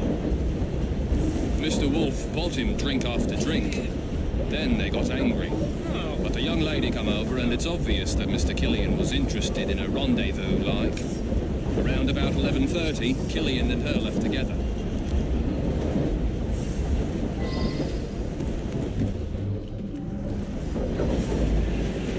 I had drinks in the dining car with Killian. We had business dealings in the past. It was a pleasant surprise to discover him on this train.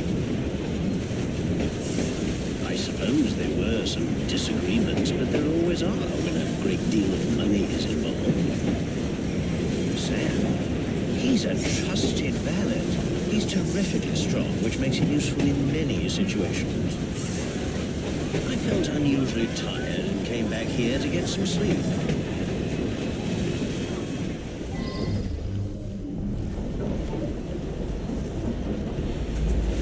I've been Mr. Wolf's valet for going on several years. He's frail and needs a man like me to help him about.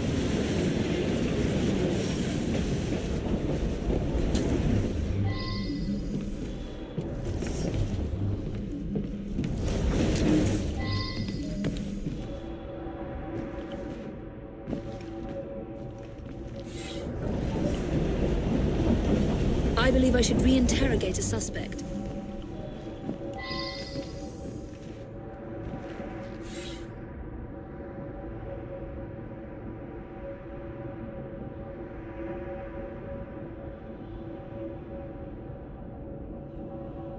Now that I've seen this, I should ask more questions.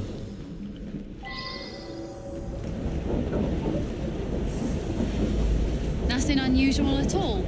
Hired a drink with some gents and then retired to my sleep.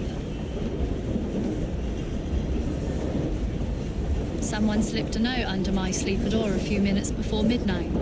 It said I should come to the diner car. I went, but only Ryan and Wolf's man were there, and they were both drunk. The rich fella, I did talk with him. Very charming. But a single woman has to be careful, you know? Did something happen to him? Oh, all right. I flirt with rich blokes and the barman slips them a mickey. I take them back to my sleeper and they nod off before I have to do anything shameful. They wake up thinking they had a night of fun and had me a few quid. That's what happened with Mr. Killian, but he was gone when I come back from looking for the man who left the note.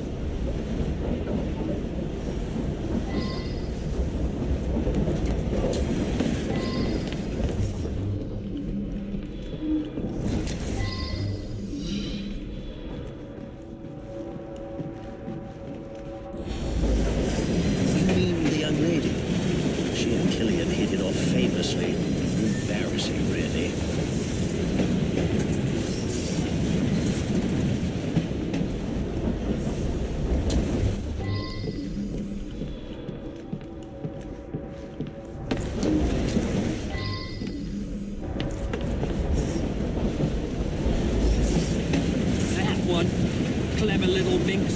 She and the barman got a little scam going. I think everyone on the staff knows about it.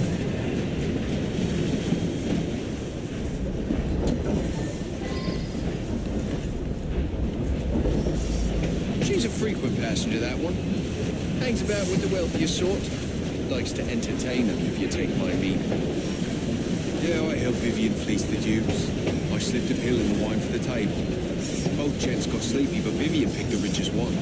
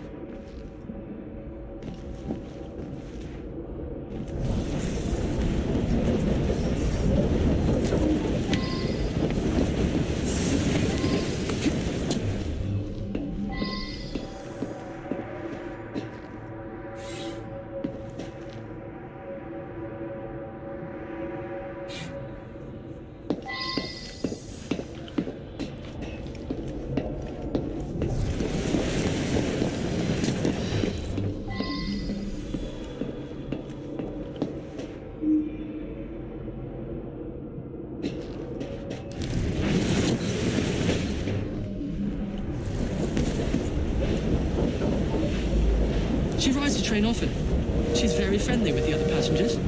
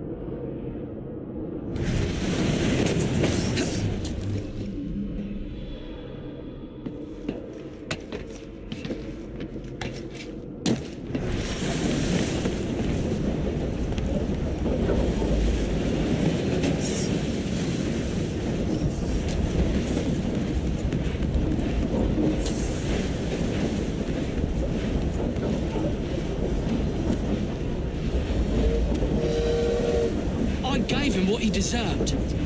The man was heartless.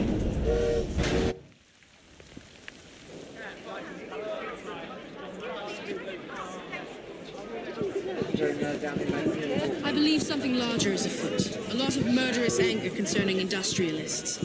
Might be something to look into. Up to the cake with you.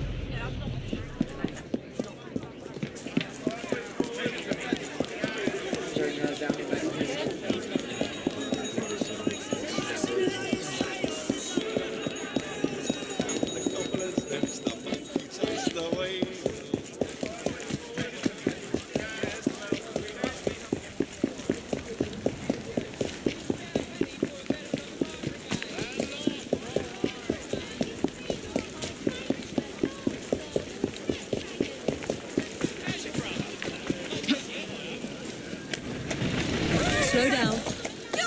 Go on.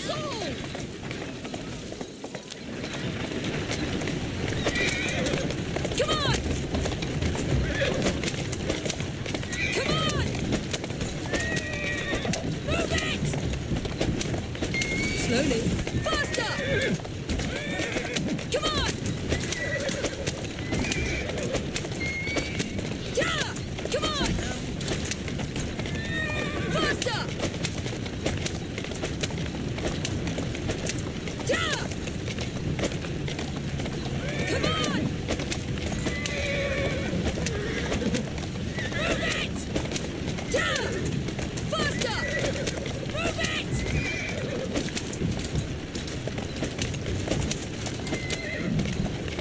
Come on! Come on! Easy now.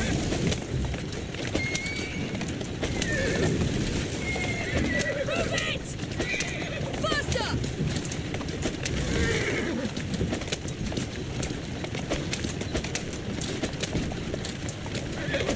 Yeah! Come on! Come on! Yeah! Come on! Faster!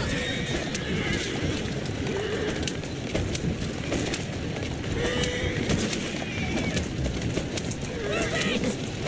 Easy. Come on! Come on! Slowly.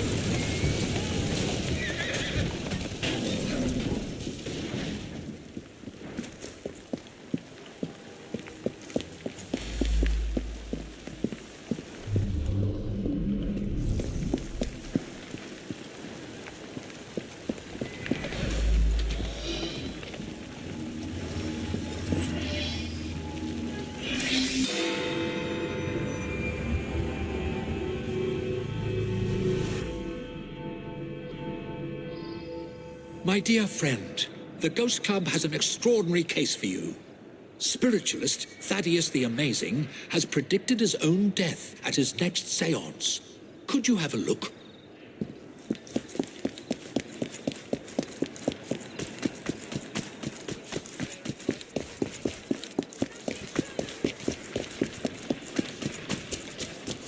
First, out to witness. We have a visitor. What is happening here? Help! Not yet. Someone, light the lamps. Oh, he's actually dead.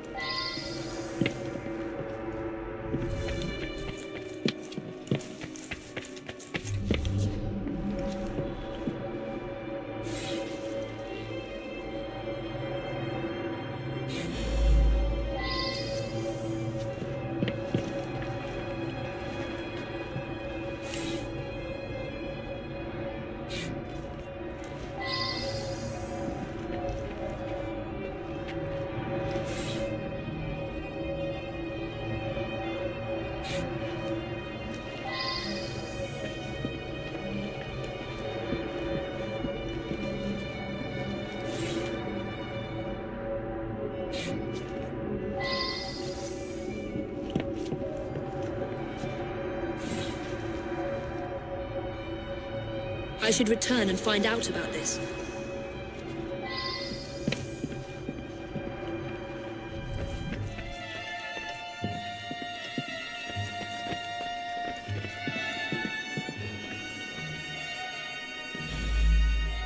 Nothing but a showman, really. Each week he gave a séance with all his clients present together. So many people makes everything much more dramatic. I attend Lady Ursula at these sessions. She's ailing and needs someone to help her along. I have no particular belief in an afterworld, but if it comforts Milady, I see no harm.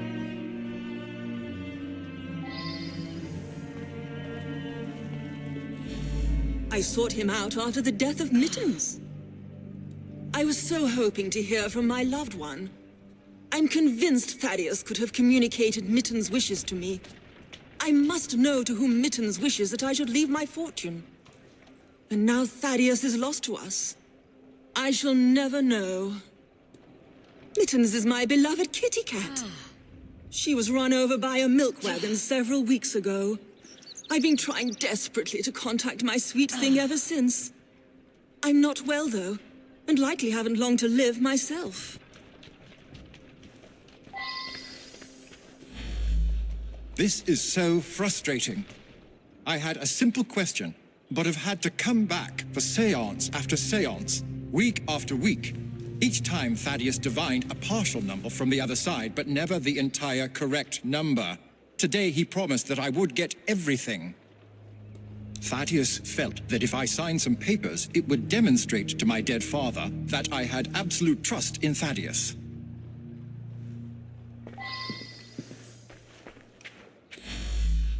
He was an incredible psychic. I came to clarify some personal financial matters. I don't understand what happened. He foretold his own death, but I didn't expect it to happen like this.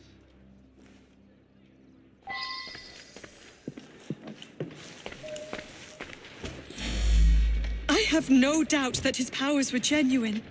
He was able to tell me of my daily comings and goings, and all manner of details that he couldn't possibly have known. He certainly was going to be able to put me in contact with my sister.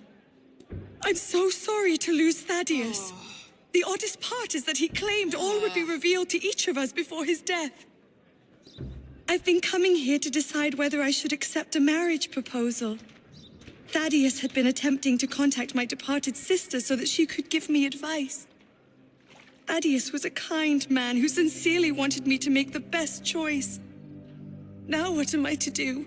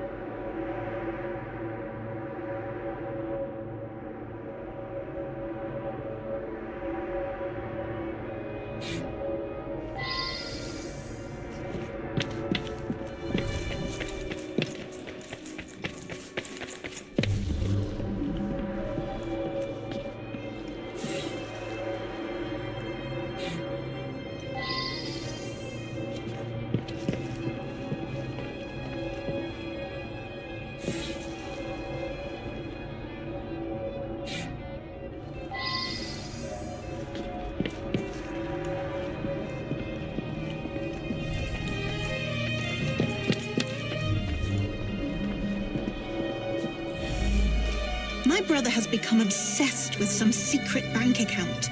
He inherited almost all of my father's fortune, as well he should as the male heir.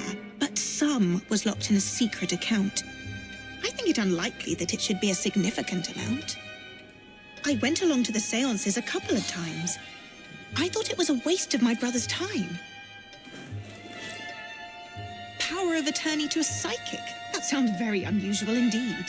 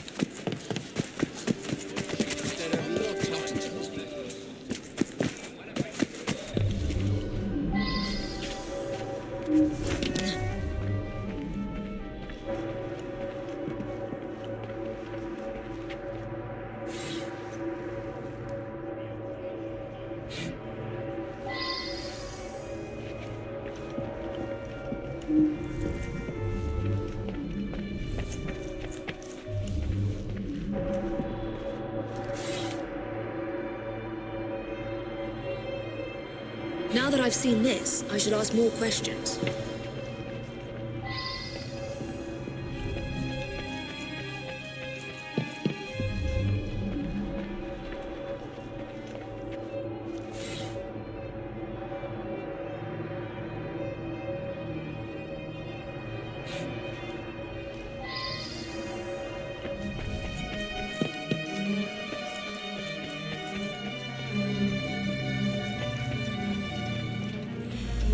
Never trust a man who tells you what you want to hear.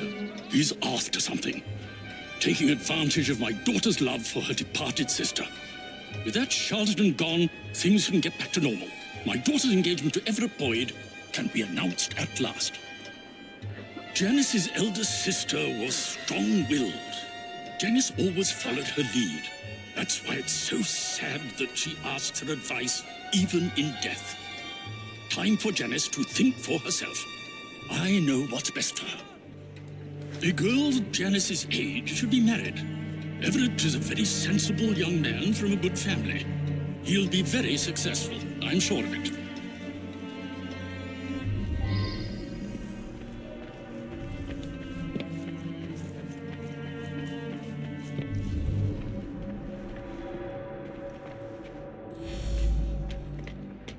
Her father mentioned this swindler to me. I understand it's because of him that my engagement has been delayed. Janice is a lovely creature. I would be honored were she to accept my proposal. I do adore her. I know the owner of a local brewery, and I'm convinced his business will flourish. He just needs some financial backing. Now Janice is free to be married at last. I'll invest my dowry in the brewery and make a fortune.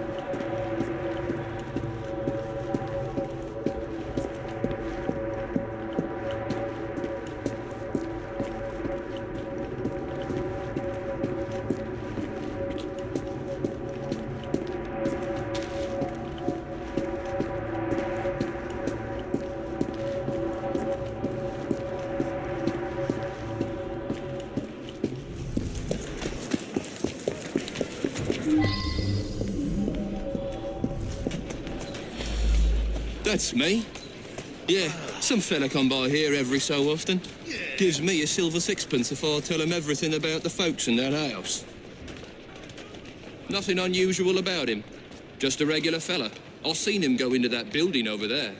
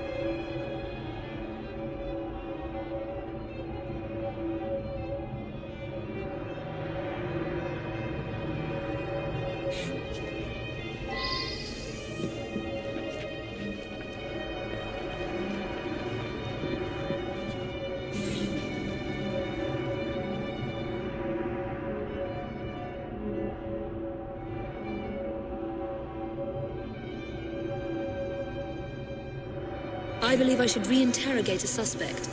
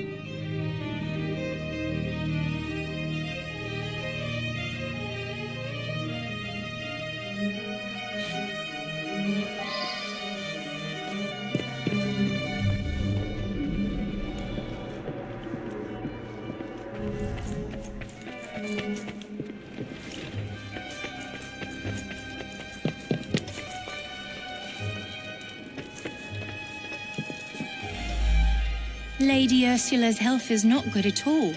And now she's lost her cat, it's almost like she has nothing left to live for. He's been Lady Ursula's butler for years. We have plans to marry. But first, Douglas needs to put together a little nest egg. He says he'll have some money soon. Lady Ursula was planning to leave her fortune to her cat Mittens. Since the cat passed on, she's been going to that spiritualist in hopes that Mittens will tell her what to do with the money.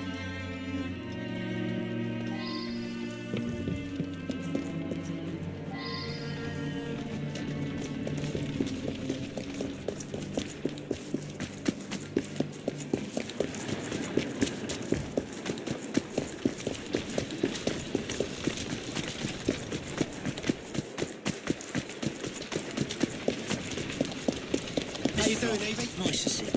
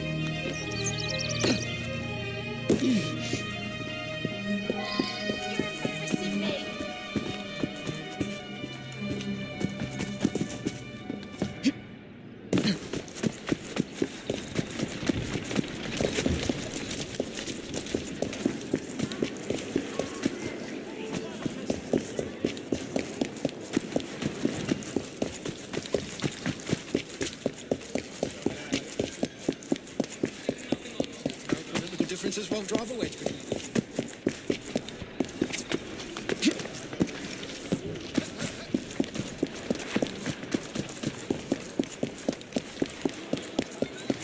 streets aren't safe. My ma saw a man.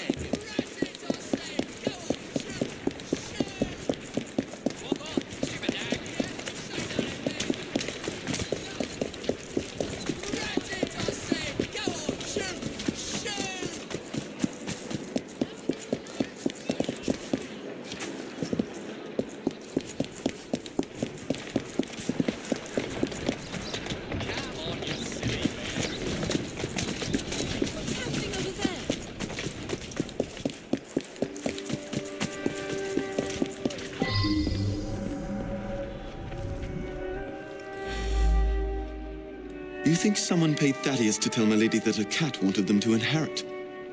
Well, that would be quite a clever scheme indeed.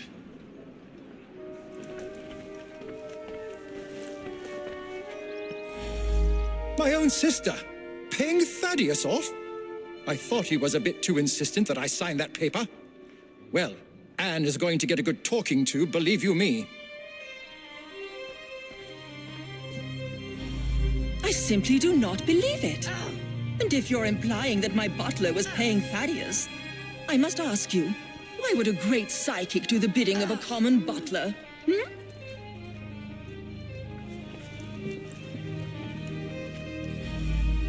Good Lord, you found the office?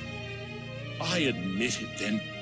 Thaddeus and I traveled the world, bamboozling the gullible and then exposing the swindle. But his death was meant to be a fake. I have no reason to want Thaddeus dead. Quite the contrary.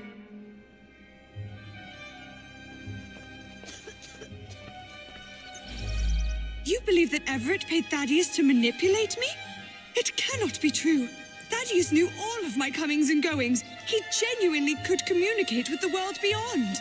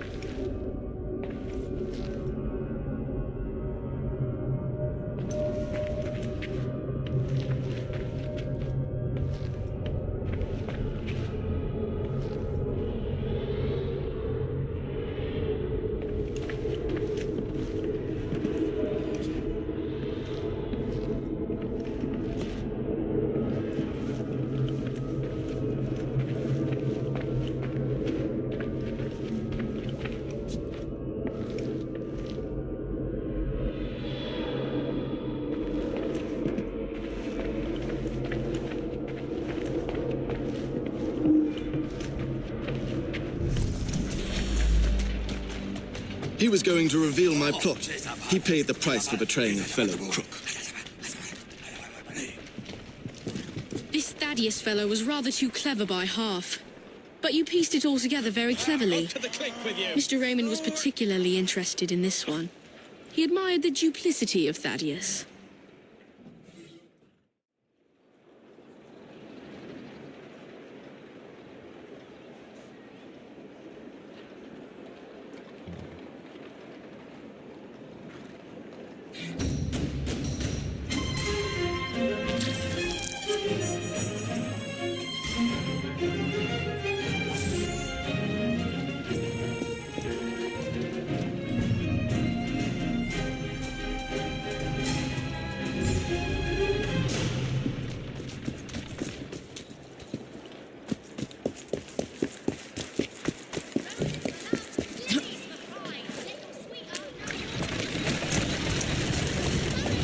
Well then.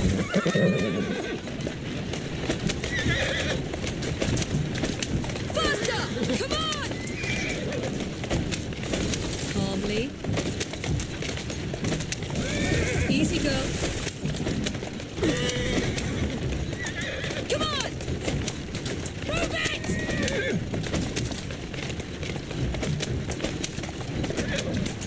Whoa! Move it! Come on!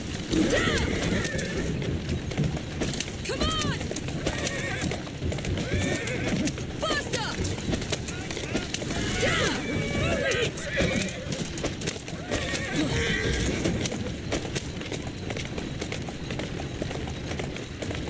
Easy now.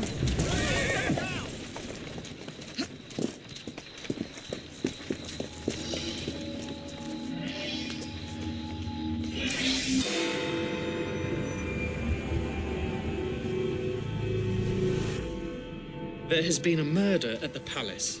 I need you to be careful with this one. Anti-royalist pamphlets have been cropping up and tensions are high. The Queen is very nervous about security. This way.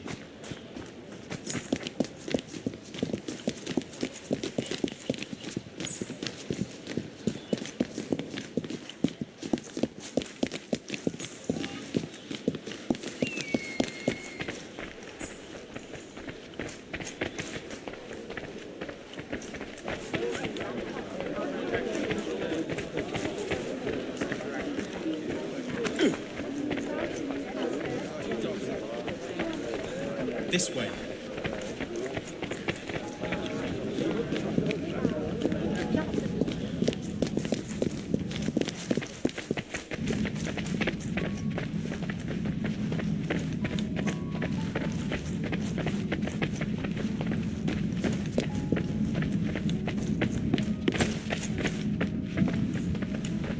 Here we are.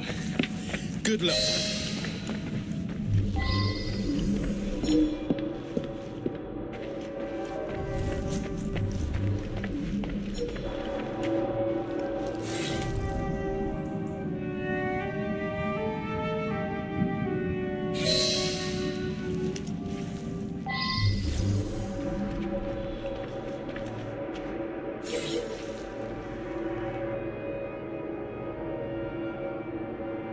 I should return and find out about this.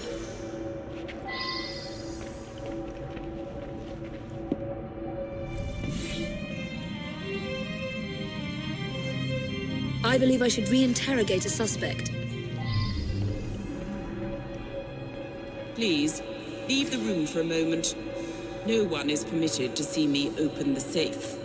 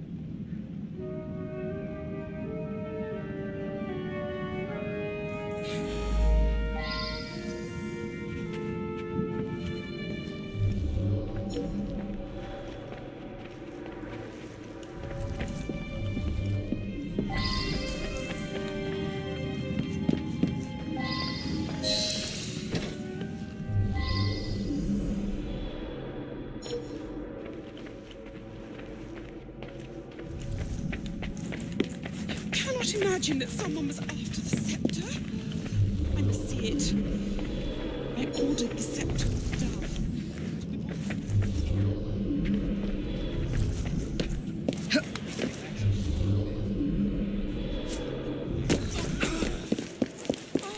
Bloody great hope.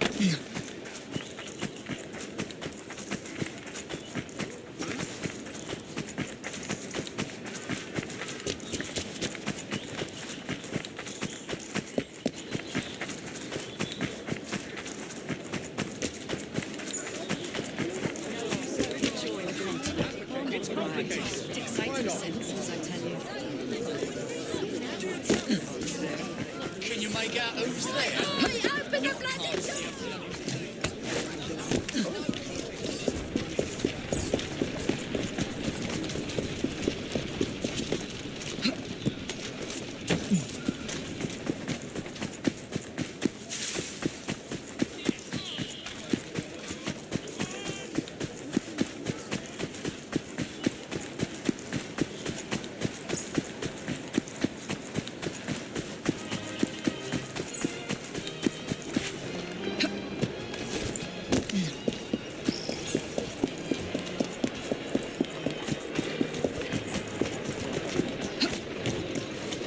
Atta girl.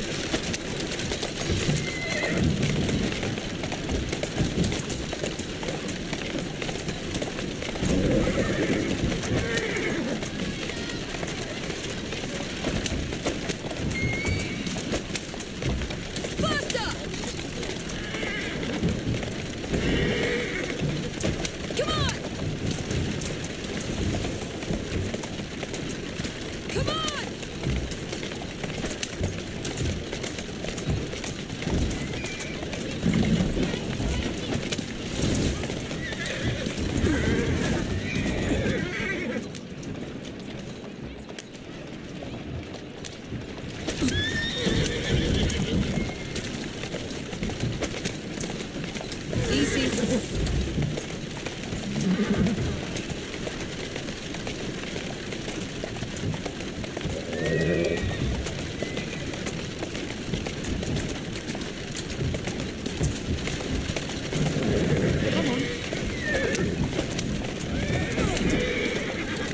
Come on!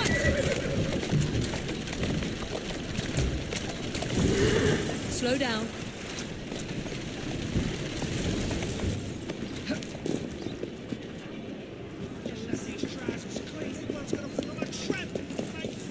Everything you need, right here.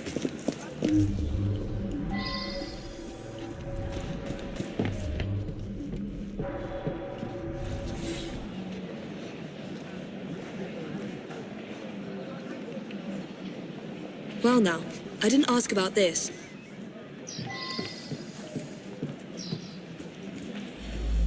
Artie's been all in a state. Think there's some sort of master criminal on the loose. Then this morning, he's gone. Come to think of it, he had been going on about the Queen and all for the last day or two. Seemed to think she was in some sort of trouble.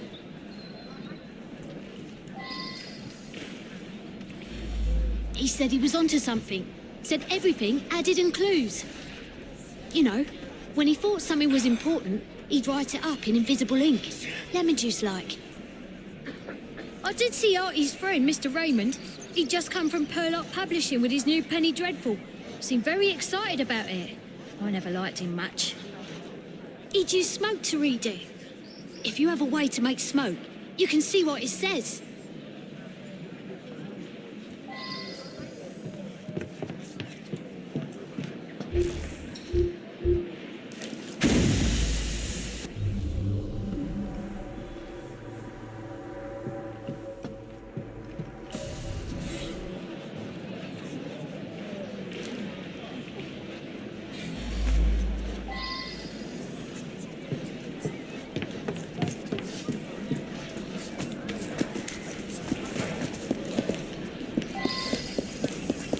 Need help surviving the streets? Look no further. There you are. Slowly now.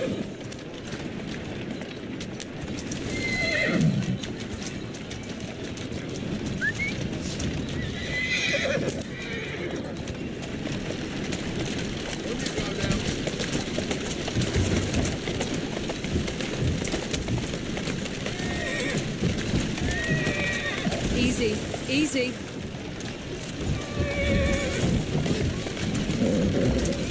Slowly.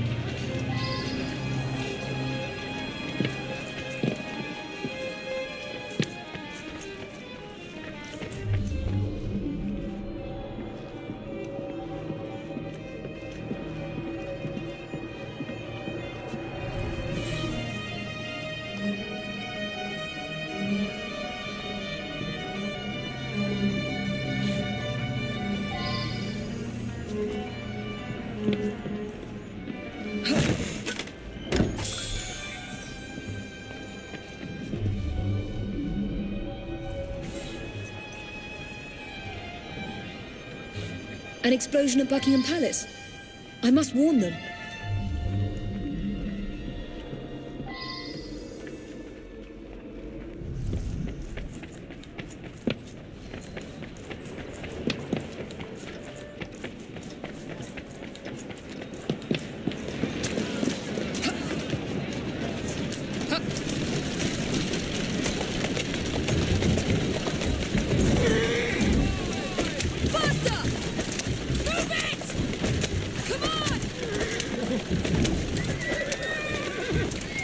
Slowly now.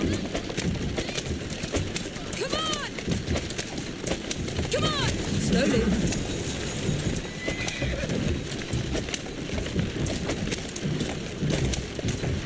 Faster! Move it! Yeah! Calmly. Yeah!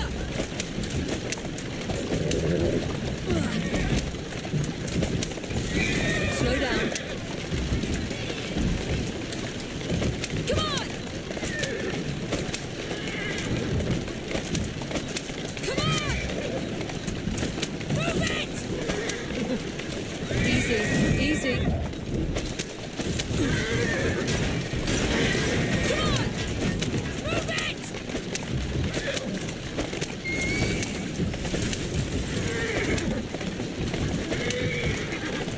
Yeah! Easy go. Come on!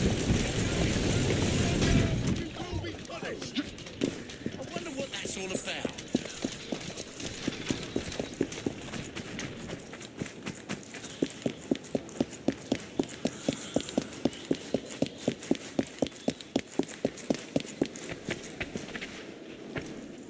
There's at least 100 people here for the knighthood ceremony. The Queen will use the scepter with the dove for the knighthood.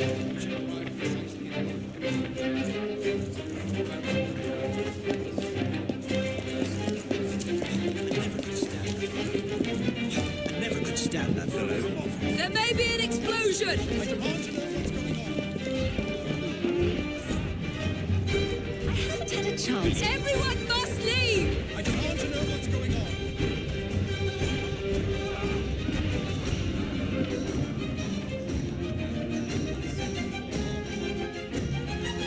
Everyone must leave! Most extraordinary.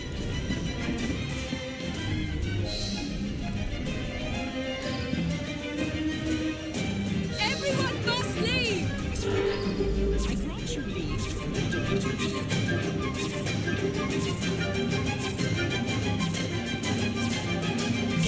I've saved them. Nothing is happening.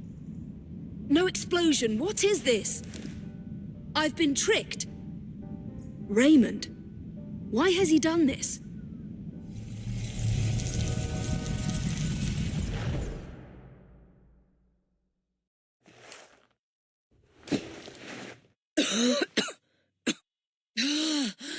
You are more naive than you appear.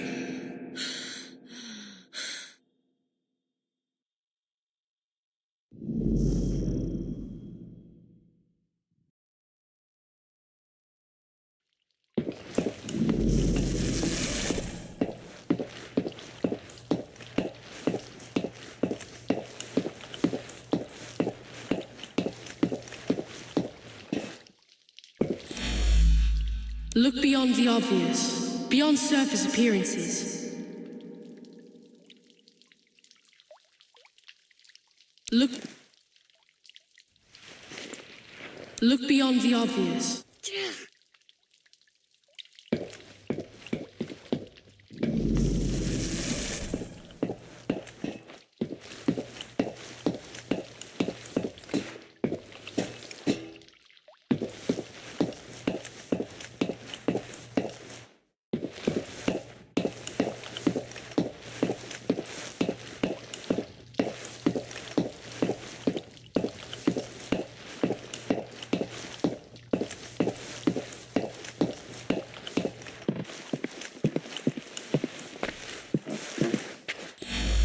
Nothing but a showman. So many people makes everything more dramatic.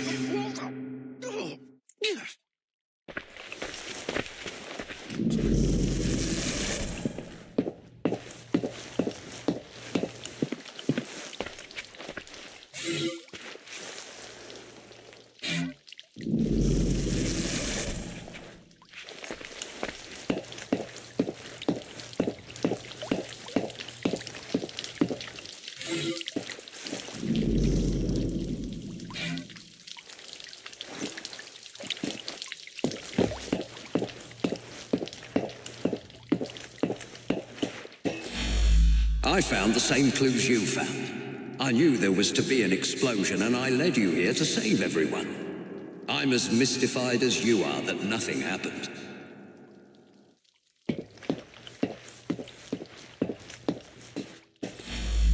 Seems to me you've created the perfect diversion, haven't you?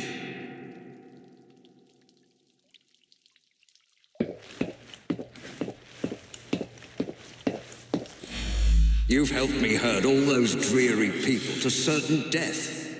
We shall hear the explosion presently.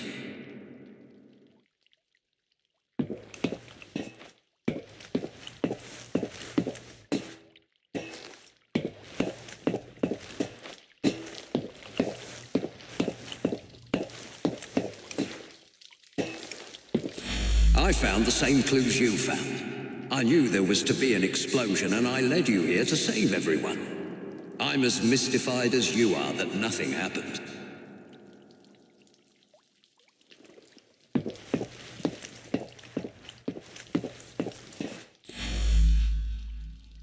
Quite right.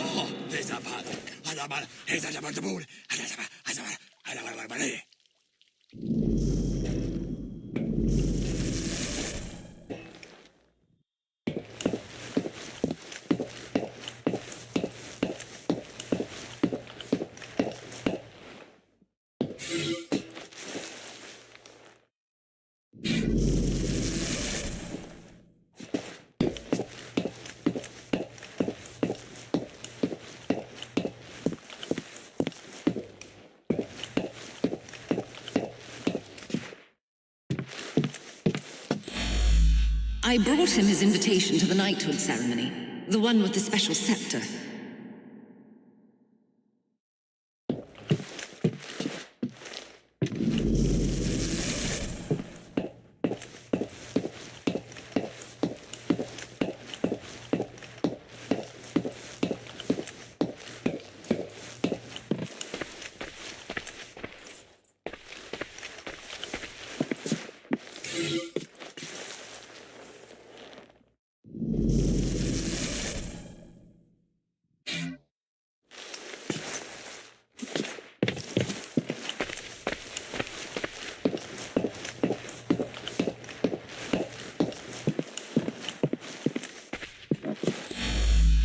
Never trust a man who tells you what you want to hear. He is after something.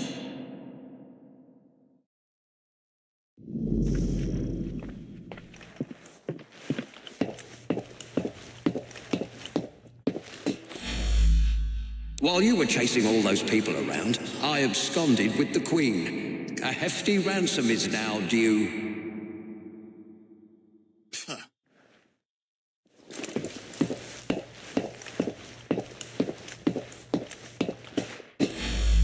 A man like me can take anything he wants, even the Queen's most beloved item of all her crown jewels, the priceless and symbolic scepter with the dove.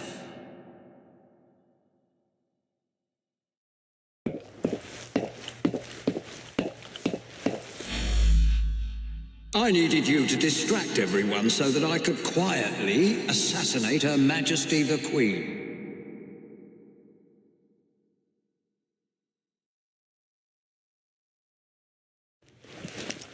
Assassinate the Queen? Whatever for?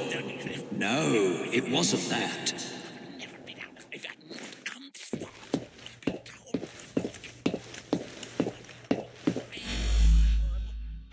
It's not a bad idea. Perhaps next time.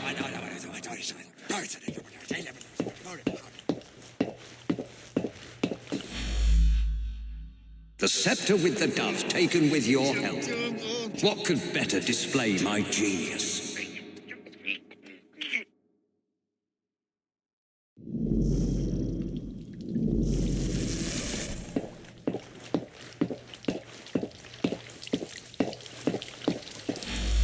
No one questions you when you wear a uniform.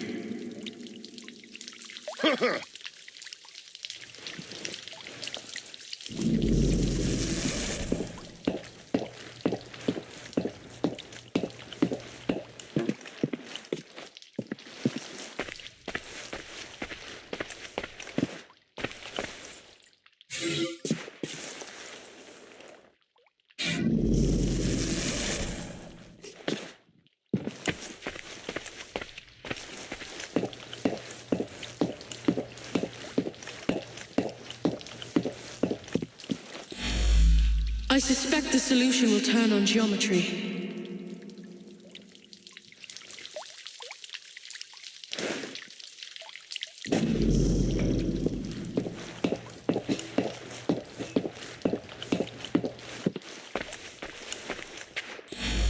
I am a fellow of many skills.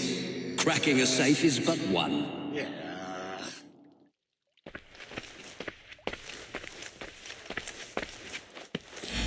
I simply watched the Queen open the safe when you arrived.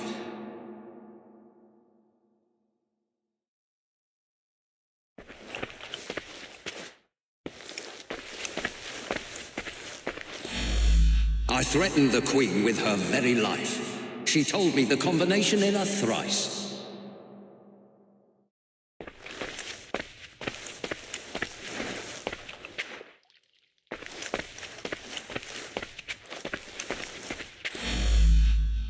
Quite right.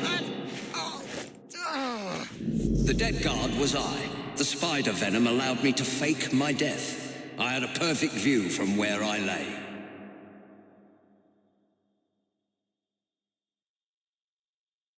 I have stolen the Queen's most prized possession, the scepter with the dove. Think of it. I have outfoxed you, the most cunning detective in Britain. I mocked you by leaving clues for you at every turning point. Now I have the scepter, proof positive of my superiority.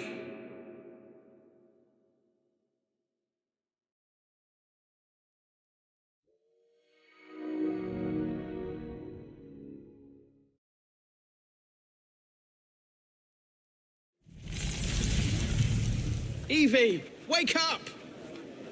It's Raymond. He's taken Artie hostage. They're on the roof. Jacob's here to help you, Evie.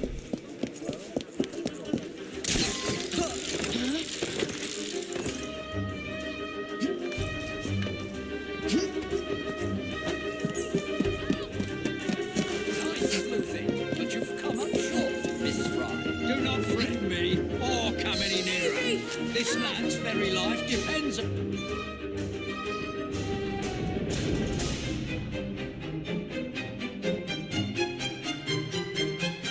Keep him busy, Evie. It won't be long now.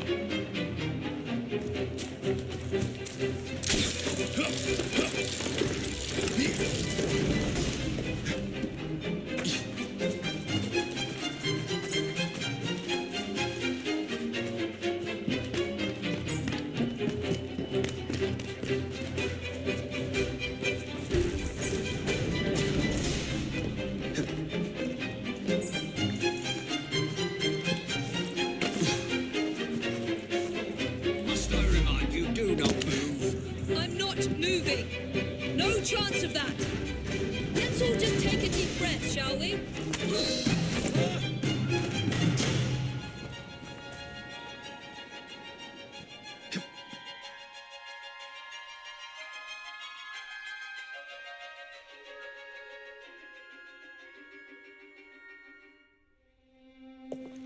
I suppose this means our detective days are over. But what about you, Artie? I'm glad I survived Mr. Raymond's insanity, but sadly he won't be here anymore to write more books. A great loss, I'm sure. I'm quite serious, Miss Evie. Me and my friends waited every week to read the next number and find out what happened next. Why don't you write some yourself? A fellow would have to be very clever indeed. Sounds like you'd be in your element, my dear. The gruesome Whitechapel murders by Artie. I should think I would use my full name. By Artie Conan Doyle. I'd use Arthur. Sounds more of a serious fellow.